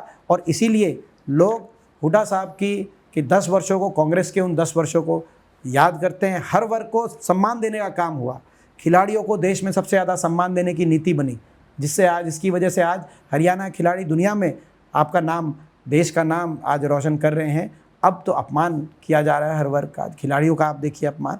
तो मैं समझता हूँ कि हरियाणा के लोग बीजेपी से भी नाराज़ हैं, और दूसरी ओर आशा के केंद्र बिंदु के रूप में कांग्रेस पार्टी और हुड्डा सरकार के कार्यकाल को लोग देखते हैं कि उस तरह का कार्यकाल कांग्रेस पार्टी और हुड्डा जी को देख रही है। ये देखिए, सही बात है, हुड्डा साहब को देखते हैं, क्योंकि हुड्डा साहब कांग्रेस से 10 वर्ष मुख्यमंत्री रहे और नेता विपक्ष रहे अब पिछले वर्षों से, तो उनके कार्यकाल को लोग याद करते हैं, लोग की रिसेंट मेमोरी होती है, लोग याद करते ही करते हैं। तो ये कारण है आज कांग्रेस में क्यों विश्वास व्यक्त किया गया। नहीं तो आप खुद देखिए, एक तरफ हमारे पंजाब में भी आम आदमी की सरकार है, दिल्ली में भी आम आदमी की सरकार है, केजरीवाल जी स्वयं हरियाणा से हैं, क्यों नहीं वो लोगों ने कुछ और किस और लोगों का ध्यान गया, क्योंकि लोग याद करते हैं जो कार्यकाल रहा, और हर वर्ग याद करता है। आप चाहे शहर में देखिए, चाहे ऐसी अच्छा, केजरीवाल का जिक्र किया, क्या आम आदमी पार्टी से कोई गठबंधन की गुंजाइश नहीं है? क्योंकि हुड्डा साहब का बयान देख रहा था, आज ही छपा हुआ है कि हम किसी तरह का कोई गठबंधन अभी कोई बातचीत नहीं हो रही आम आदमी पार्टी से। राष्ट्रीय स्तर पे हमारा गठबंधन है, मगर अभी कोई प्रदेश स्तर में कोई औपचारिक बातचीत नहीं हो रही। एक आज ही चुनाव आयोग कोई चिट्ठी लिखी है बीजेपी के प्रदेश अध्यक्ष ने, पंडित मोहनलाल बडोली ने, जिसमें उन्होंने कहा है कि चुनाव की तारीखें थोड़ा बढ़ा दें, क्योंकि 9 तारीख को शनिवार है, 28 सितंबर को, फिर 29 सितंबर को रविवार है, फिर उसके बाद 2 अक्टूबर को गांधी जयंती है, 1 तारीख को अब चुनाव करा रहे हैं, तो सरकारी और निजी छुट्टियां रहेगी, तो थोड़ा बढ़ा दिया जाए, उसमें वोटिंग और परिवारों को अवकाश की वजह से दिक्कत होगी। और उसका जवाब आपने ट्विटर पर लिख दिया है कि हरियाणा में बीजेपी डरी हुई है, घबराई हुई है। पहले तो आप ये बताइए कि आज तक कभी भाजपा की किसी 10 साल में किसी प्रदेश ने ऐसी मांग करी इलेक्शन कमीशन से? नहीं करी। क्योंकि सच्चाई ये है कि पहले तो ये जो आचार संहिता लगी, हरियाणा को लेकर भारतीय जनता पार्टी में बड़ी बेचैनी है, केंद्रीय नेतृत्व में बड़ी बेचैनी। सबसे पहले तो इनके पास सर्वे गया कि हरियाणा में भाजपा डूबता हुआ जहाज है, आप तुरंत अपनी टीम बदलिए। तो लोकसभा चुनाव के 2 महीने पहले इन्होंने 2 हफ्ते पहले, लोकसभा चुनाव से 2 हफ्ते पहले इन्होंने अपने मुख्यमंत्री का चेहरा बदला, उप मुख्यमंत्री बदला, कैबिनेट बदली, उसके बाद अपने प्रदेश अध्यक्ष को भी बदल दिया। लेकिन फिर भी ये फीडबैक गया कि नहीं, आप चेहरे बदलने से काम नहीं चलेगा, लोग ही सरकार बदलना चाहते हैं हरियाणा में। तब इन्होंने आनंद फानन में जो नए मुख्यमंत्री जी थे, उन्होंने बड़ी बड़ी घोषणाएँ करी। फिर इनको ये समझ में आया कि घोषणाएं ऐसी हैं, ये धरातल पे या तो आप उतारने में असक्षम हैं, या आपकी नियत ही नहीं है उतारने की, केवल ये घोषणाएं हैं। मैं उदाहरण दे रहा हूँ, घोषणा करी कि कांग्रेस कह रही है 500 रुपये में गैस का सिलेंडर मिलेगा, हुड्डा साहब कह रहे हैं हम भी 500 रुपये में गैस का सिलेंडर। 10 साल तक 1100 के सिलेंडर पर आपने रोटी पुआई, उसके बाद 500 का सिलेंडर की घोषणा करी, वो भी झूठी पाई, क्योंकि अभी तक किसी को 500 का सिलेंडर मिला ही नहीं था। इतने ही इलेक्शन कोड ऑफ कंडक्ट लग गया, घोषणा कर रहे थे, इलेक्शन कोड ऑफ कंडक्ट लग गया, और उसमें यह प्रतीत हुआ कि पूछा ही नहीं गया मुख्यमंत्री जी से, क्योंकि नायब सिंह जी का तो बयान था सुबह कि भाई हम कल कैबिनेट मीटिंग करेंगे, और अभी कोई ये हमारे इलेक्शन नहीं हो रहे, और उसके 2 घंटे के बाद इलेक्शन कमीशन ने इलेक्शन ही डिक्लेयर कर दिए। तो प्रदेश नेतृत्व को लेकर बड़ा अविश्वास कहीं ना कहीं केंद्रीय नेतृत्व ने व्यक्त किया जब इलेक्शन कमीशन ने ये घोषणा करी। और अब इनको समझ में नहीं आ रहा, जब तक पता चला घोषणा तो कर दी, मुझे ऐसा लगा उस समय कि शायद एक कारण ये भी है कि ये पता चल गया अव्यवहारिक घोषणाएं हैं, इनको लागू करने की नीयत नहीं है, तो घोषणा तो कर दी, नोटिफाई नहीं हुई। जैसे एक घोषणा करी है कि क्रीमी लेयर जो है उसको बढ़ाकर, हमने कहा है ओबीसी के लिए क्रीमी लेयर हम 10 लाख करेंगे ताकि ओबीसी समाज के बच्चों को नुकसान ना हो। आज 6 लाख है हरियाणा के अंदर, केंद्र में 8 लाख है, हरियाणा की सरकार ने 10 साल तक 6 लाख रखी। इन्होंने कहा कि भाई हुड्डा साहब कर रहे हैं, हम भी 6 लाख से बढ़ाकर 8 लाख करते हैं, लेकिन वो नोटिफाई नहीं हुई अभी, घोषणा रहेगी। तो मुझे लगा कि अपने घोषणाओं को पूरा करने की नीयत नहीं है, इसीलिए पहले करा दिया इलेक्शन केंद्रीय नेतृत्व ने। अब ये दिखाई दे रहा है कि ये इतनी बेचैनी हो गई कि छुट्टी का बहाना ले रहे हैं कि भाई छुट्टी है, इलेक्शन तो बहुत बार छुट्टियों में हुए, इतनी छुट्टी है इसलिए आगे कर दो। आपने सुना ये कभी पहले बात? नहीं, मुझे तो नहीं ध्यान आ रहा है कि इतनी नहीं, बड़ी हरियाणा के लोग सारी छुट्टी कैंसिल करके इनकी छुट्टी और कराने के छुट्टी लिए। की वजह से अगर वोटिंग में कुछ दिक्कत होगी तो कांग्रेस के लिए भी होगी, बीजेपी के लिए भी हरियाणा होगी। के लोग छुट्टियां कैंसिल करके अपनी कहीं बाहर भी जा रहे होंगे, आप उनको कहेंगे बाहर जाने को तो भी नहीं जाएंगे। हरियाणा के लोग इनकी सरकार से छुट्टी करने के लिए तैयार हैं। इसीलिए कुछ हुड्डा साहब ने नारा दिया है क्या, 4 अक्टूबर 4 बीजेपी बाहर। अक्टूबर 4 बीजेपी बाहर, हुड्डा साहब ने कहा है, और सही बात है। हुड्डा साहब ने भी कहा, हरियाणा की जनता भी कह रही है। तो हरियाणा की जनता कह रही है अक्टूबर 4 और बीजेपी बाहर। और उसके साथ साथ अब जो है बीजेपी के, आपने देखा पहले भाजपा ने अपील करी और उसके बाद इनेलो ने भी कर दी अभी। अच्छा, वो लोकदल ने भी कर दिया। हाँ, वो वही करते हैं, वो जहाँ भाजपा वहाँ हम, ये इनका नारा है लोकदल वालों का। तो ये भाजपा के घंटे 2 घंटे के बाद ये लोग, वो लोग हैं इनेलो और जेजेपी वाले, बीजेपी समर्थन नहीं भी मांगती तो उनको जाके समर्थन देते हैं 10 साल से इनका। इसीलिए ये हरियाणा में 2 मुकाबले देखेंगे आप। एक मुकाबला कांग्रेस और भाजपा का रहेगा और दूसरा मुकाबला जेजेपी इन आईएनएलडी और नोटा का रहेगा। दुष्यंत चौटाला, अभय चौटाला का मुकाबला नोटा से, क्योंकि लोगों ने इनको रिजेक्ट कर दिया। इनकी जो नीति रही कि भाजपा को बैकडोर से सपोर्ट करते रहें, और आज दोबारा से उसका प्रमाण है कि ये भी भाजपा की तरह मांग कर रहे हैं कि छुट्टियां हो गई। मगर हरियाणा के लोग ये मांग नहीं कर रहे। हरियाणा के लोग ये कह रहे हैं, ये बड़ा अच्छा हुआ, 1 आध महीने पहले इनकी छुट्टी हो जाएगी, और कोई और जल्दी कराएं तो हरियाणा के लोग और जल्दी भी तैयार हैं। चलिए, बहुत बहुत शुक्रिया, बहुत लंबा वक्त दिया आपने दीपेंद्र। अब चुनावी सभा, अभी जो आपकी यात्रा चल रही थी, ये हरियाणा मांगे हिसाब, ये अभी चलेगी या अब आपने देखिए, मैंने अपनी अभी तक यात्रा में 51 विधानसभा मैंने कवर की है। इसके अतिरिक्त हुड्डा साहब और उदय भान जी ने जो जिले स्तरीय सम्मेलन करे, उन सबको अगर हम मिलाएं तो 90 में 70 विधानसभा लोकसभा चुनाव के बाद टच हुई हैं।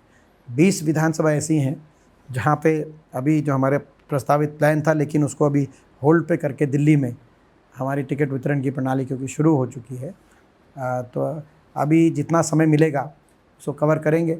मगर जो पहले जो लक्ष्य था कि 90 की 90 विधानसभाएँ टच कर पाएंगे इस यात्रा के माध्यम से, तो वो तो मुझे अब संभव नहीं लगता, लेकिन अधिक से अधिक प्रयास करेंगे। और मैं लोगों का धन्यवाद करता हूँ कि लोगों ने इस यात्रा में जहाँ जहाँ मैं पहुँचा, हज़ारों की संख्या में भीड़ के विजुअल तो मैंने बहुत देखे हैं। उमड़ के लोगों ने जो आशीर्वाद दिया, जो साथ दिया, वो मैं लोगों का धन्यवाद करता हूँ।